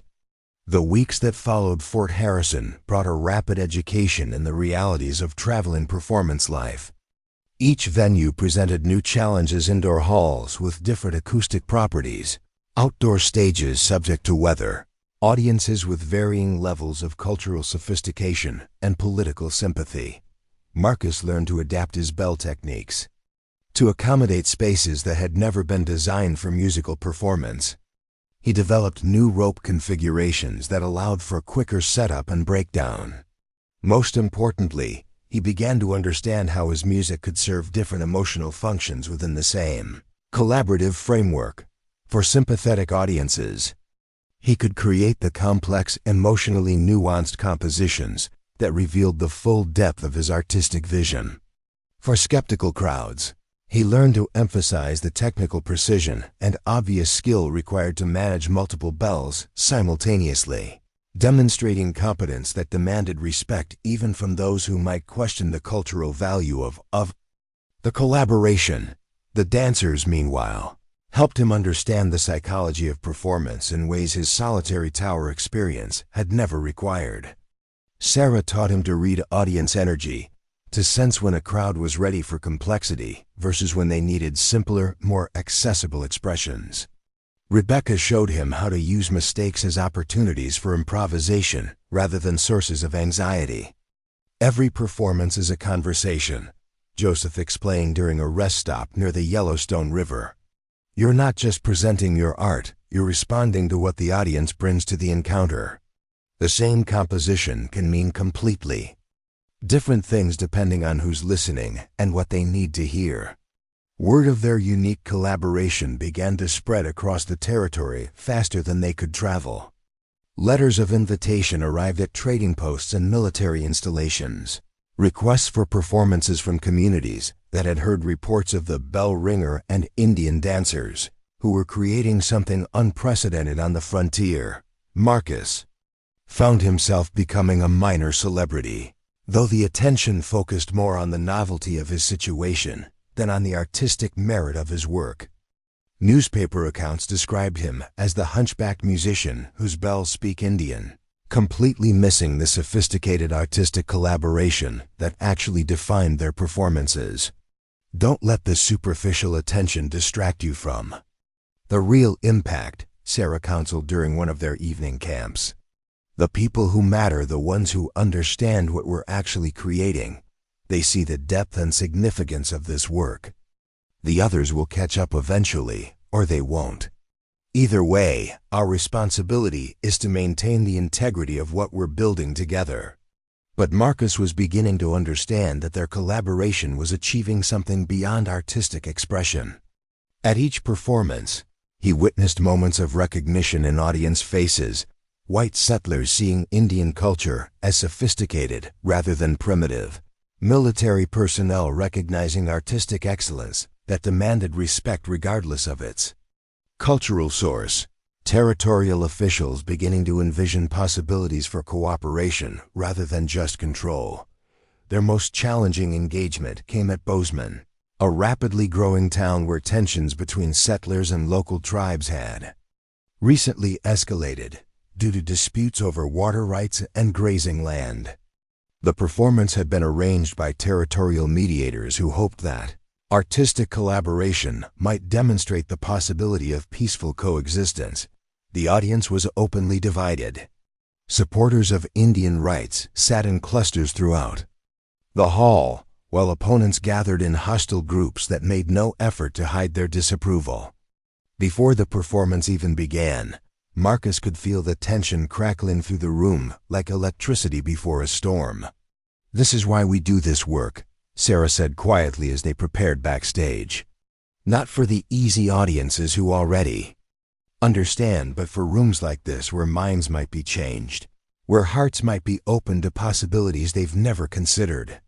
The performance itself was electric, perhaps responding to the charged atmosphere, or perhaps driven by the knowledge that this audience represented the kind of cultural crossroads where their work mattered most. Marcus and the dancers created their most powerful collaboration yet. The bell voices seemed to cut through hostility with surgical precision, while the dance movement spoke directly to something deeper than political prejudice. By the final movement, even the most skeptical audience members were leaning forward in their seats, caught up despite themselves in the undeniable beauty of what they were witnessing. The applause that followed was not just appreciation, it was recognition that they had experienced something that challenged their assumptions about what was possible when different cultures chose cooperation over conflict. But Marcus's most profound realization came not from the audience response, but from his own transformation. Standing on that stage in Bozeman, creating music that helped bridge differences that had seemed insurmountable, he understood that his journey away from the tower had been more than escape from isolation. It had been the discovery of his true purpose, not just as an artist, but as someone whose gifts could serve healing in a world too often torn by division and misunderstanding. The hunchbacked bell ringer who had once believed his twisted spine had bent his destiny toward loneliness was learning that sometimes our greatest limitations become the very qualities that allow us to offer the world exactly what it needs most. By late November, the troupe had traveled over 800 miles across Montana territory, performing at 15 different venues and leaving behind a trail of changed perspectives and challenged assumptions. But the approaching winter presented problems that threatened to end their collaboration before it could fully mature. The mountain passes were becoming treacherous, and several scheduled performances had been canceled due to early blizzards that made travel impossible. More significantly, the physical demands of constant travel were taking a toll on Marcus that he had underestimated. His hunched spine, which had been an advantage in the controlled environment of his tower, created complications on horseback that grew worse with each passing week. Dr. Patricia Morse, a physician at Fort Benton who had attended one of their performances, examined Marcus during a rest stop and delivered troubling news. "The constant riding is compressing your spine in ways that could cause permanent damage," she warned. "Your skeletal structure simply isn't designed for this kind of sustained horseback travel." The diagnosis forced a confrontation with reality that Marcus had been avoiding. His partnership with the Sioux dancers was producing artistic and social results beyond anything he had imagined possible, but it was also demanding physical sacrifices that might ultimately destroy his ability to create music at all. Sarah Crow Feather watched Marcus struggle with this dilemma with the patient wisdom of someone who had faced similar impossible choices. "There are many ways to serve a cause," she said during one of their evening discussions around the campfire. "Not all of them require the same kind of sacrifice." The solution came from an entirely unexpected source. Colonel Hayes, the commanding officer at Fort Harrison, who had been so impressed by their initial performance, sent a courier with an invitation that would reshape everything. "The Department of the Army is establishing a new kind of installation," the message explained. "A cultural center attached to Fort McKenzie, designed to facilitate peaceful relations between military personnel and tribal representatives. They're looking for a resident director of musical programs, someone who understands both traditional American and Native American approaches to artistic expression." The position would provide Marcus with a permanent base of operations complete with a proper bell tower and workshop facilities, while allowing the Sioux dancers to use the center as their home base between traveling engagements. It represented everything they had been working toward: institutional support for cultural bridge building, recognition of their artistic collaboration's value, and a way to continue their work without the physical demands that threatened to end it. But the offer also came with complications that tested everyone's commitment to their shared vision. Fort McKenzie was located in the heart of territory, where recent conflicts between settlers and tribes had left deep wounds on both sides. The proposed cultural center represented a bold experiment in reconciliation, but it also attracted intense opposition from those who preferred simpler solutions to frontier tensions. A delegation of territorial businessmen, led by the same Harrison Wells who had opposed their performance at Fort Harrison, arrived at Fort Benton while the troop was still considering the Army's offer. Their purpose was to present what Wells called the practical perspective on the cultural center proposal. This kind of institution legitimizes Indian resistance to necessary development, Wells argued during a heated meeting with military officials. Instead of encouraging assimilation and economic progress, you're creating a platform for cultural separatism that will ultimately delay the territory's advancement toward statehood. The opposition wasn't limited to civilian concerns. Some military officers questioned whether resources should be devoted to cultural programs when frontier security remained precarious. Captain Robert Sterling, Fort Mackenzie's second-in-command, made his reservations clear in letters that reached the troop through unofficial channels. "The Army's mission is to maintain order and protect settlers," Sterling wrote. "Diverting attention and resources to artistic endeavors, especially those that elevate Indian culture, could undermine our effectiveness and send the wrong message about our priorities." The external political pressure was matched by internal tensions within the troop itself.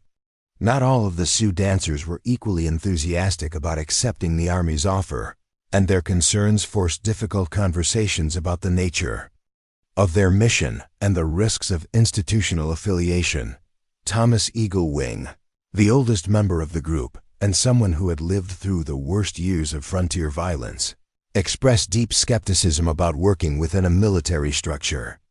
"Armies exist to impose control," he argued during a group meeting that stretched late into the night. "No matter how enlightened their current leadership might be, military institutions can change quickly. We could find ourselves trapped in a system that turns against everything we believe." Rebecca Flying Horse, despite her youth, articulated concerns that resonated with everyone in the group. "When we perform independently, we control our own message, our own artistic vision. If we become part of an Army installation, won't we become limited by what military officials think is appropriate or politically acceptable?" These were not abstract concerns. The dancers had all experienced situations where well-meaning white institutions had gradually imposed restrictions that drained the life from native artistic traditions. The Army's cultural center could represent genuine progress toward understanding, or it could become another form of cultural control disguised as enlightened policy. The debate reached a crisis point when Joseph Crow Feather raised the question that everyone had been avoiding: whether Marcus's participation in the cultural center would help or hurt their mission. "You've become a symbol," Joseph told Marcus with characteristic directness. "The newspapers write about you as the crippled bell ringer who tamed the savages. Some people support our work because they see it as charity, helping a disabled white man while keeping dangerous Indians occupied with harmless cultural activities." The observation struck Marcus like a physical blow. He had begun to think of himself as a genuine collaborator in cultural bridge building, but Joseph was suggesting that his presence might actually reinforce the very prejudices they were trying to overcome. "If that's true," Marcus said quietly, "then maybe I should step back. Maybe he'd be more effective without me." Sarah Crow Feather's response was immediate and fierce. "That's exactly the kind of thinking that keeps people trapped in limitations they've outgrown. Yes, some people misunderstand what we're doing. Yes, some support us for the wrong reasons. But the solution isn't to accommodate their misunderstanding. It's to demonstrate the truth so clearly that misunderstanding becomes impossible." The conversation that followed became the most honest examination of their collaboration since it had begun. Each member of the group shared their fears, their hopes, and their understanding of what they had accomplished together. Marcus learned that his initial assumption about being a burden to the group was exactly backward. Rather than tolerating his participation out of pity or curiosity, the dancers had come to depend on his musical contributions as essential to their artistic vision. His bell compositions had become the foundation around which their dance improvisations were built, creating a form of collaborative expression that none of them could achieve alone. "When we perform without you," Rebecca explained, "something is missing. Not just the bells, but the quality of listening you bring to the collaboration.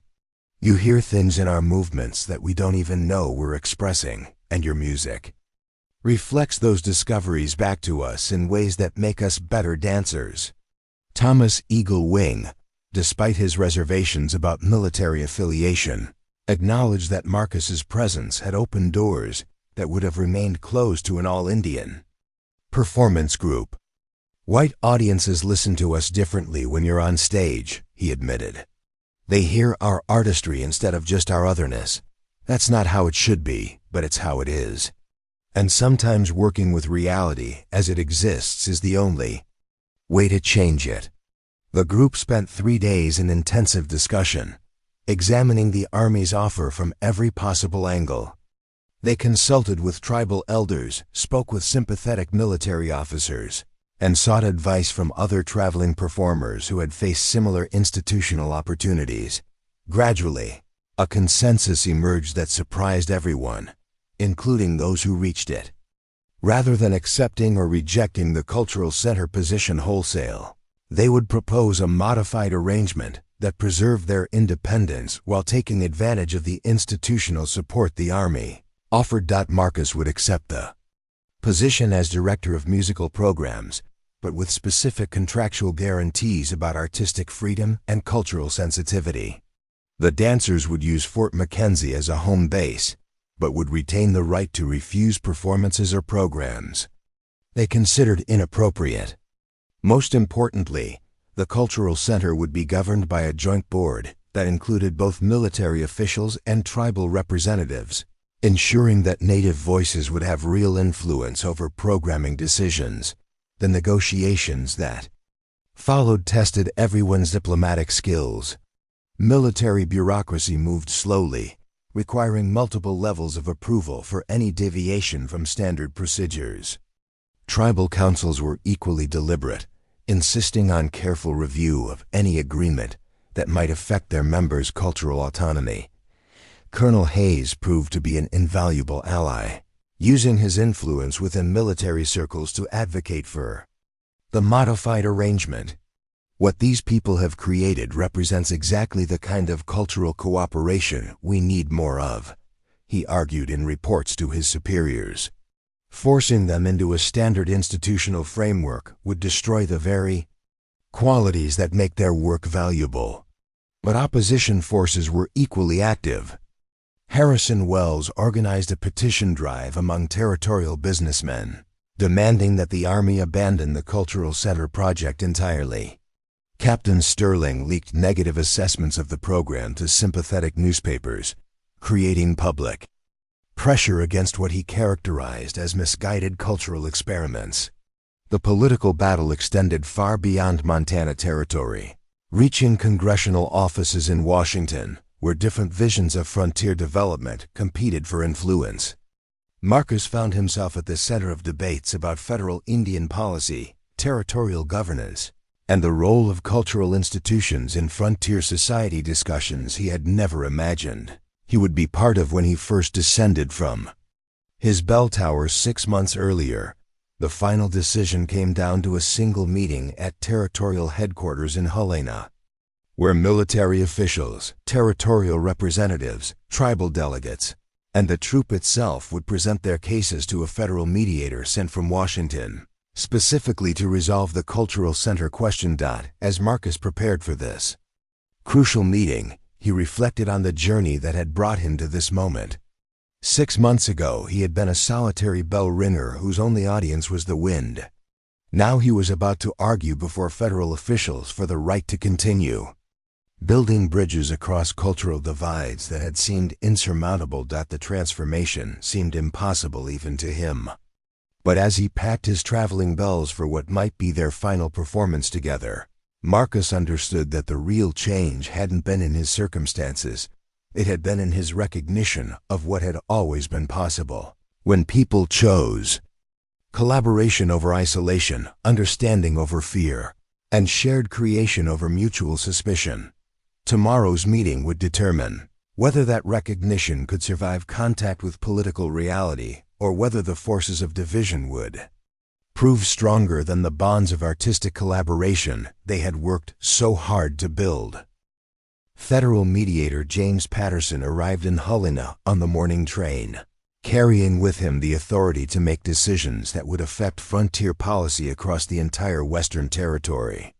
A veteran of diplomatic negotiations with tribal leaders and a former military officer himself, Patterson had been chosen specifically for his reputation as someone who could balance competing interests. While focusing on practical outcomes, Marcus studied the mediator during the preliminary introductions, noting the way Patterson's eyes took in everything: the modified bell equipment that Marcus had brought for demonstration, the dignified bearing of the Sioux dancers, the tension between military officials who supported the cultural center and those who opposed it. This was clearly a man who understood that political decisions were often made based on impressions, personalities as much as formal arguments.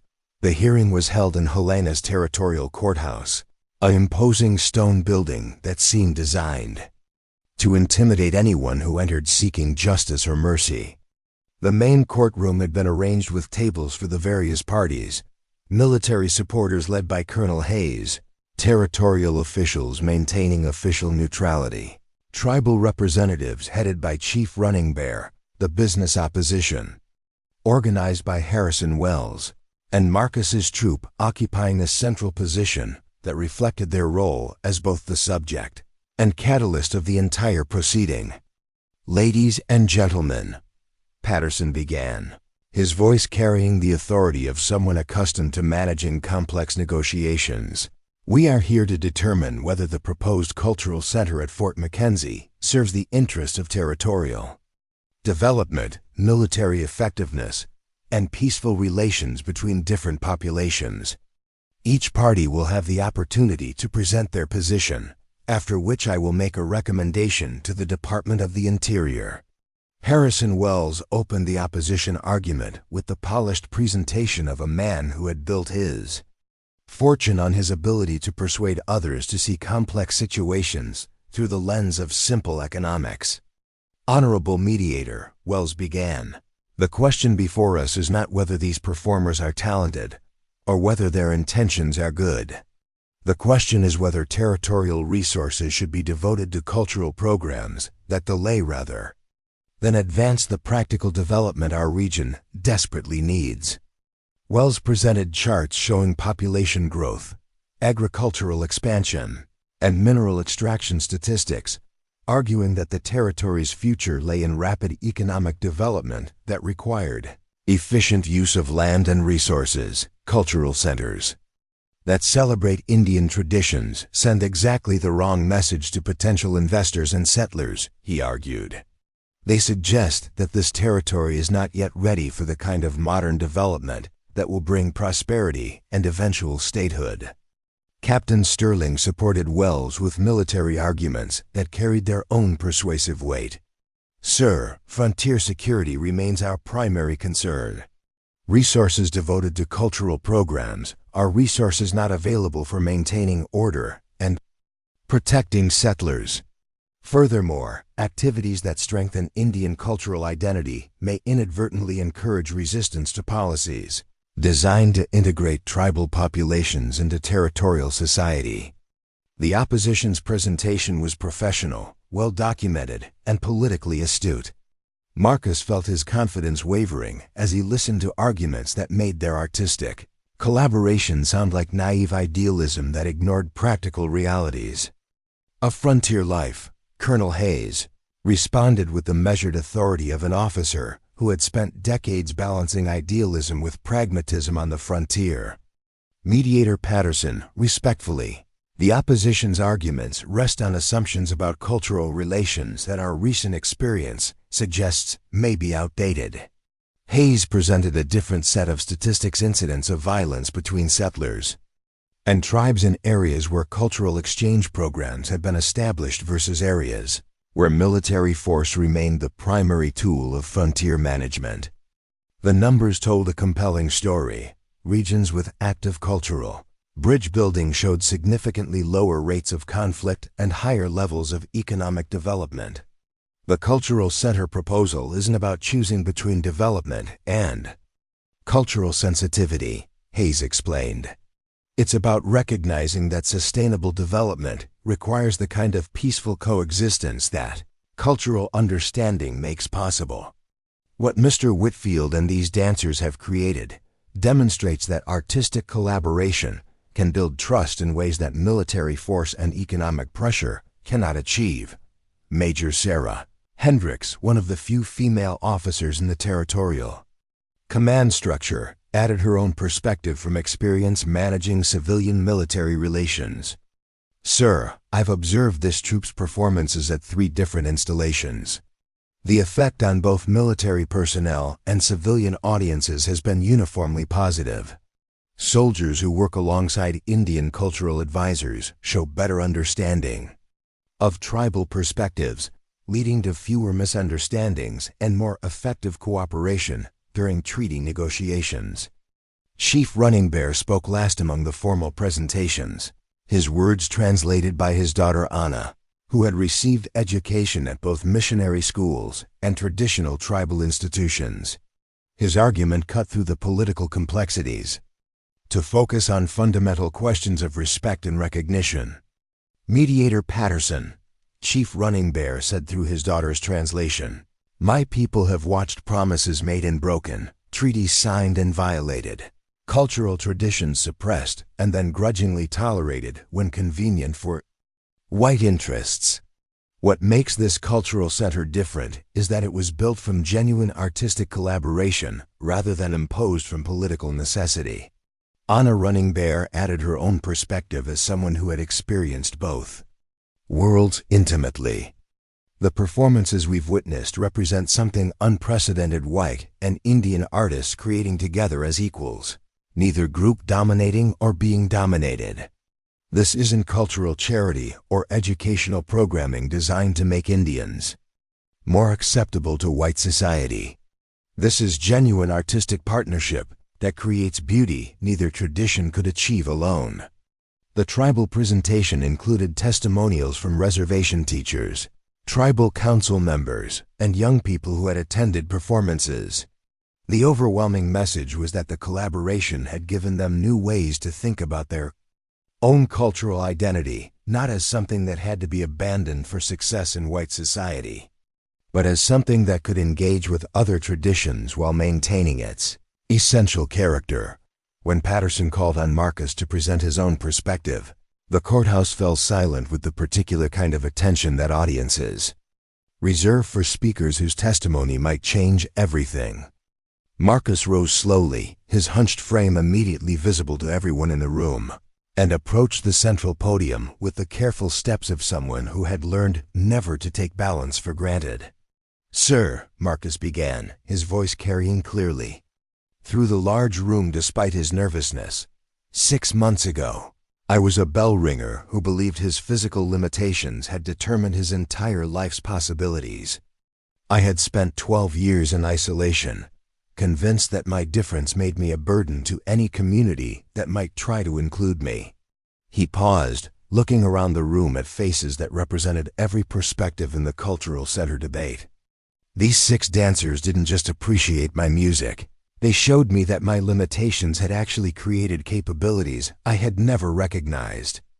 My hunched spine, which I had always seen as a defect, allowed me to reach bell ropes in combinations that straight-backed ringers couldn't manage. My years of solitude had taught me to listen for subtleties in sound and rhythm that most people miss." Marcus's testimony took an unexpected turn as he described not just his personal transformation, but his growing understanding of how the collaboration had affected everyone who witnessed it. "What we've created together isn't important, because it makes people feel good about cultural cooperation. It's important because it demonstrates that strength comes from different sources, that innovation emerges from adaptation, and that the most beautiful music often comes from instruments that others consider broken, rather than continue to describe. "What we do," Marcus said. "Perhaps I should demonstrate it." What followed was the most politically significant musical performance in Montana Territory's history. Marcus had brought a scaled-down version of his portable bell system into the courthouse, and with Patterson's permission, he began to create one of his compositions, while Sarah Crowfeather and Rebecca Flying Horse provided visual interpretation. Through dance. The courthouse acoustics were challenging, but Marcus had learned to adapt his technique to whatever environment he encountered. The bells' voices filled the stone chamber with rhythms that spoke directly to something deeper than political calculation.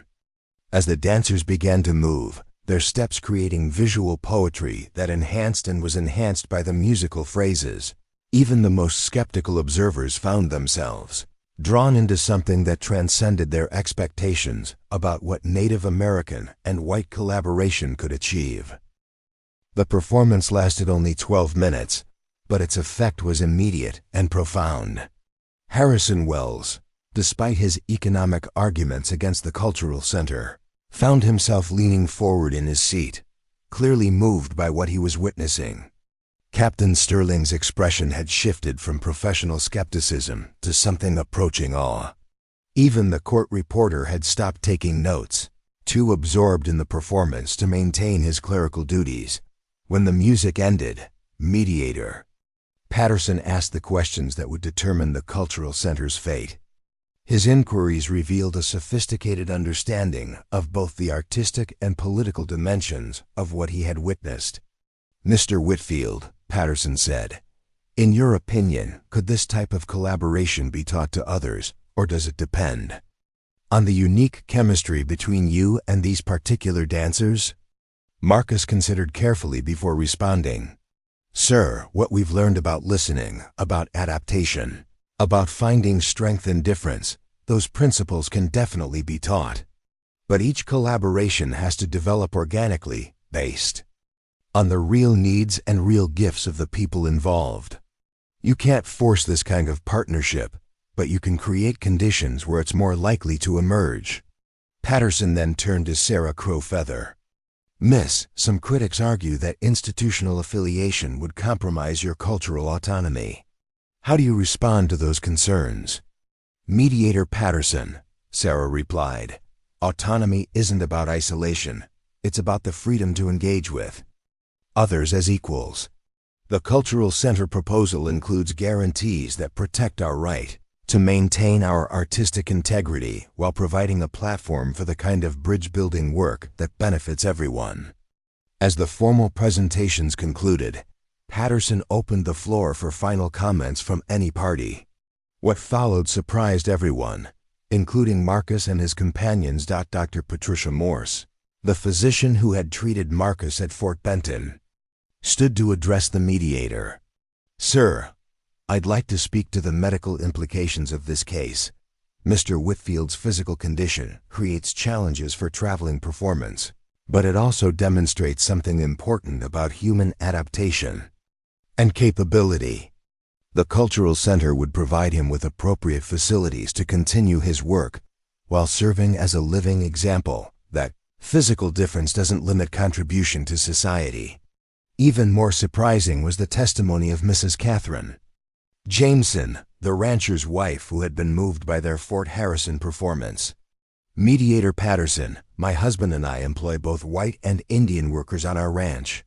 Since attending their performance, we've seen a remarkable improvement in cooperation and understanding between our different workers. What these artists have created has practical value that extends far beyond entertainment." But the most unexpected support came from someone Marcus had never met, Lieutenant Colonel Patricia Williams, a military engineer who had traveled from Washington specifically to observe the proceedings. "Sir, I've been tasked with evaluating innovative approaches to frontier management. What I've witnessed here represents exactly the kind of creative problem-solving that military leadership needs to encourage." These artists have found ways to build cooperation across cultural divides that traditional military and political approaches have failed to achieve. As the day's testimonies concluded, Marcus realized that their small artistic collaboration had become something much larger than any of them had anticipated. They were no longer simply seeking permission to continue their work. They had become symbols in a broader debate about what kind of society the American frontier would become. The decision would come tomorrow, but Marcus already understood that, whatever Patterson decided, their work had already succeeded in ways they had never imagined when they first climbed together into that bell tower in Millbrook.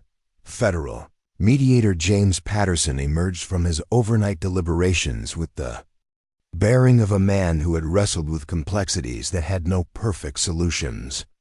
The courthouse filled again as word spread through Helena that the decision would be announced at 10 o'clock sharp. Marcus sat with the 6 dancers, their hands interlinked in a circle of support that had become natural after months of shared uncertainty. After careful consideration of all testimony and evidence presented, Patterson began, his voice carrying the weight of federal authority. I am recommending to the Department of the Interior that the Fort McKenzie Cultural Center be established with the modifications proposed by the applicants. The announcement sent a ripple of reactions through the courthouse: cheers from supporters, grumbles from opponents, and a collective exhale from Marcus and his companions who had invested everything in this outcome. But Patterson wasn't finished. However, this approval comes with specific conditions that reflect the experimental nature of this undertaking. The Cultural Center will operate under a 3-year trial period, during which its effectiveness will be measured not just by cultural metrics, but by concrete improvements in territorial stability, economic development, and intercultural cooperation. The conditions that followed were both liberating and daunting. Marcus would serve as director of musical programs with unprecedented artistic freedom, but his work would be monitored by a joint civilian-military oversight board. The Sioux dancers would maintain their independence while accepting responsibilities as cultural ambassadors. Most significantly, the center would be required to document and disseminate their methods, training other communities in the principles of artistic collaboration they had developed. What you have created, Patterson concluded, will either prove that cultural bridge building can serve practical frontier needs, or it will demonstrate the limitations of idealistic approaches to complex political realities. The territory and the nation will be watching. 6 weeks later, Marcus stood in a bell tower that surpassed even his dreams of what such a space could become. The Fort McKenzie Cultural Center had been designed specifically to accommodate his needs, while showcasing the collaborative artistry he and the dancers had developed. The tower rose 4 stories above the main performance hall, its acoustic properties engineered to project bell music across the surrounding valley, while allowing for subtle chamber performances when intimacy was required. The bells themselves were magnificent 8 bronze voices ranging from a massive foundational bell that rivaled Mary Catherine to delicate higher-pitched instruments that could carry melody lines of extraordinary complexity. But more than their individual qualities, these bells had been designed as a complete system, their tones mathematically calculated to create harmonies that no random collection of church bells could achieve. Sarah Crowfeather found him there. On the morning of their first official performance as residents of the Cultural Center, the audience would include territorial officials, military commanders, tribal representatives, and a delegation from Washington sent to evaluate the experiment's early progress. Nervous? She asked, settling beside him on the bench he had installed. For moments when he needed to rest between compositions. Terrified, Marcus admitted. For 12 years, I created music for an audience of wind and stars. Then for 6 months, we performed for people who chose to listen. Now we're creating for people who are evaluating whether what we do justifies federal investment in cultural cooperation. Sarah smiled with the calm that had sustained her through every challenge they had faced together. Then we give them the Same thing we've always given: honest, artistic expression that comes from the place where our different traditions meet and create something neither could achieve alone. What unfolded in the cultural center that evening would be remembered as the moment when frontier cultural policy shifted from assimilation and control toward collaboration and mutual enrichment. But for Marcus, the evening began with a simple conversation between bronze and movement, the kind of artistic dialogue he and the dancers had been developing for months. The performance opened with Marcus alone in the tower, creating a composition that told the story of isolation transformed into connection. The bells sang of loneliness that gradually discovered it was not abandonment, but preparation, of difference that learned to see itself as gift rather than burden, of limitation that became the source of innovation rather than defeat. As the bell voices filled the performance hall, the 6 dancers entered from different points in the space, each responding to different elements in the musical conversation. Sarah Crowfeather moved like flowing water, her steps following the foundational rhythms that Marcus drew from the deepest bells. Joseph Crowfeather provided counterpoint, his sharp, precise movements echoing the bright voices of the smaller bells. But this performance included something: new audience participation that had emerged from their months of experimentation with different communities. As the dancers moved through the hall, they invited audience members to stand, to sway, to clap, to become part of the collaborative creation rather than passive observers. The effect was electric. Military officers found themselves moving to rhythms that spoke to something deeper than protocol. Tribal elders recognized ancient patterns expressed through new forms. Territorial officials discovered that participating in artistic creation dissolved the artificial barriers that usually separated different groups in frontier society. Dr. Elizabeth Manning, the cultural anthropologist who had been sent from the Smithsonian Institution to document the experiment, approached Marcus after the performance with barely contained excitement. "What you've created here represents something unprecedented in the anthropological record," she said. "This isn't cultural appropriation or romanticized cooperation. This is genuine synthesis, the creation of new artistic forms that honor both traditions while transcending the limitations of either." Her documentation would eventually reach President Cleveland himself, contributing to policy changes that recognized artistic collaboration as a legitimate tool of frontier diplomacy.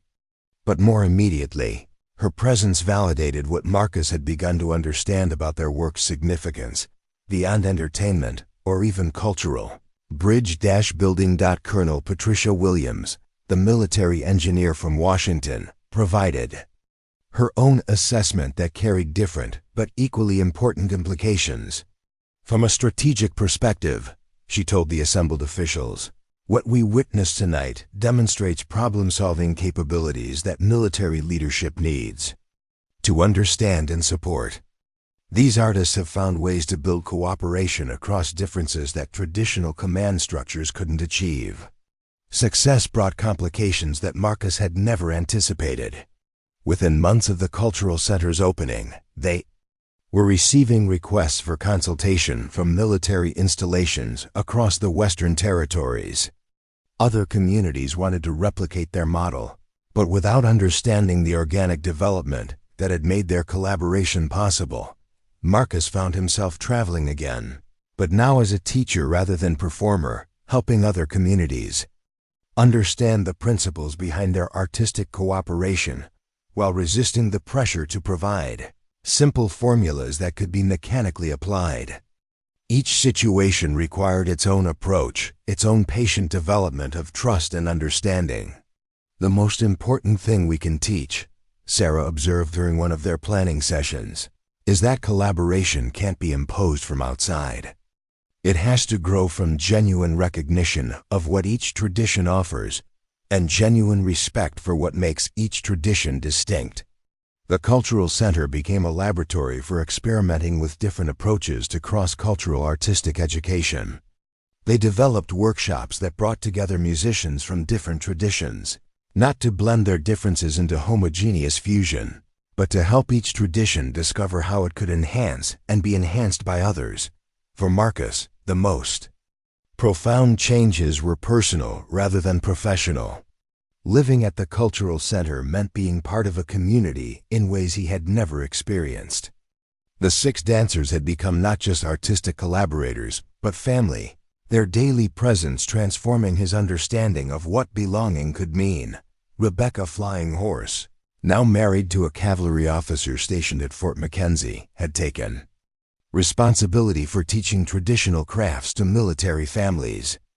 Her workshop occupied the space adjacent to Marcus's bell tower, and their daily conversations about the relationship between artistic creation and cultural identity deepened his understanding of his own role in the community. They were building. Joseph Crow Feather had established himself as the center's primary liaison with tribal councils across the region, translating between traditional native leadership and military officials in ways that prevented misunderstandings from escalating into conflicts. His diplomatic skills, honed through years of traveling performance, proved invaluable for navigating the complex politics of frontier cultural relations. Thomas Eaglewing, despite his initial skepticism about military affiliation, had become one of the center's most effective advocates within Native communities.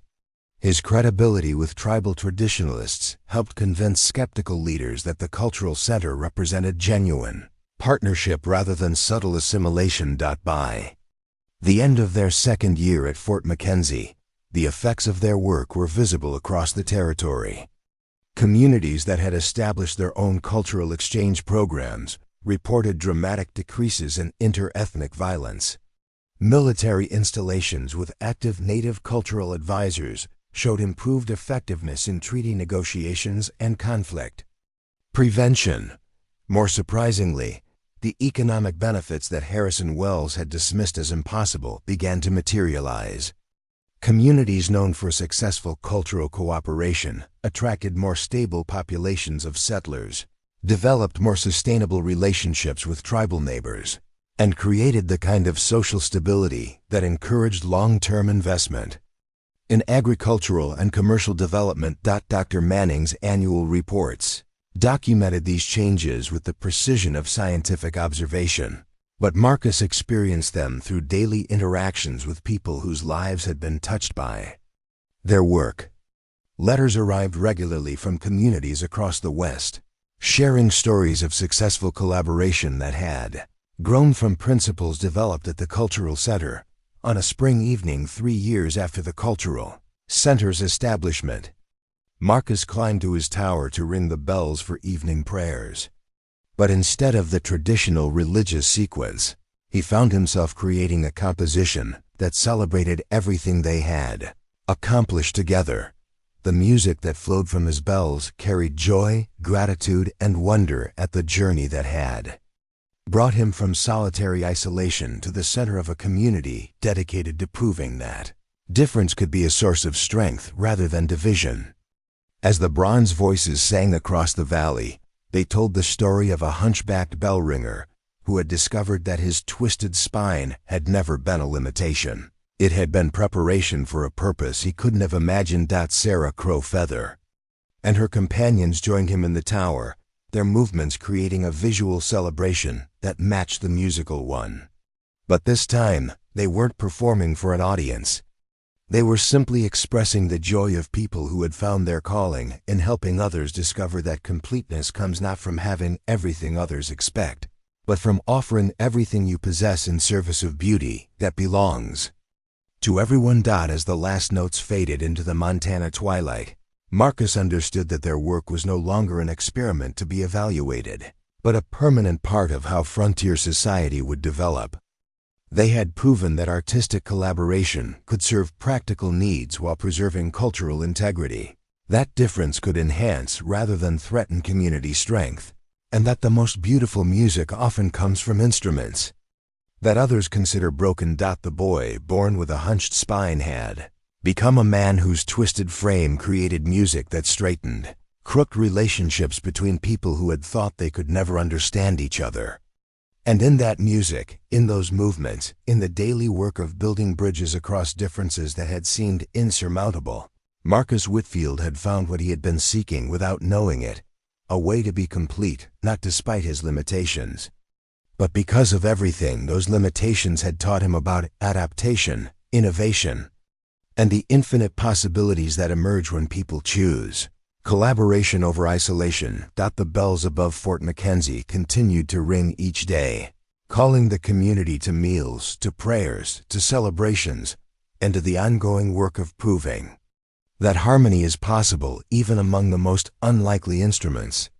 And in their bronze voices, anyone who knew how to listen could hear the eternal rhythm of human hearts, learning to beat in time with each other, creating music that no single voice could ever achieve alone. The hunchbacked bell ringer had found his perfect rhythm at last, not in the solitude of his tower, but in the symphony of community that his courage had helped create. Up next, you've got two more standout stories right on your screen. If this one hit the mark, you won't want to pass these up. Just click and check them out. And don't forget to like, subscribe, and turn on the notification bell so you don't miss any upload from us.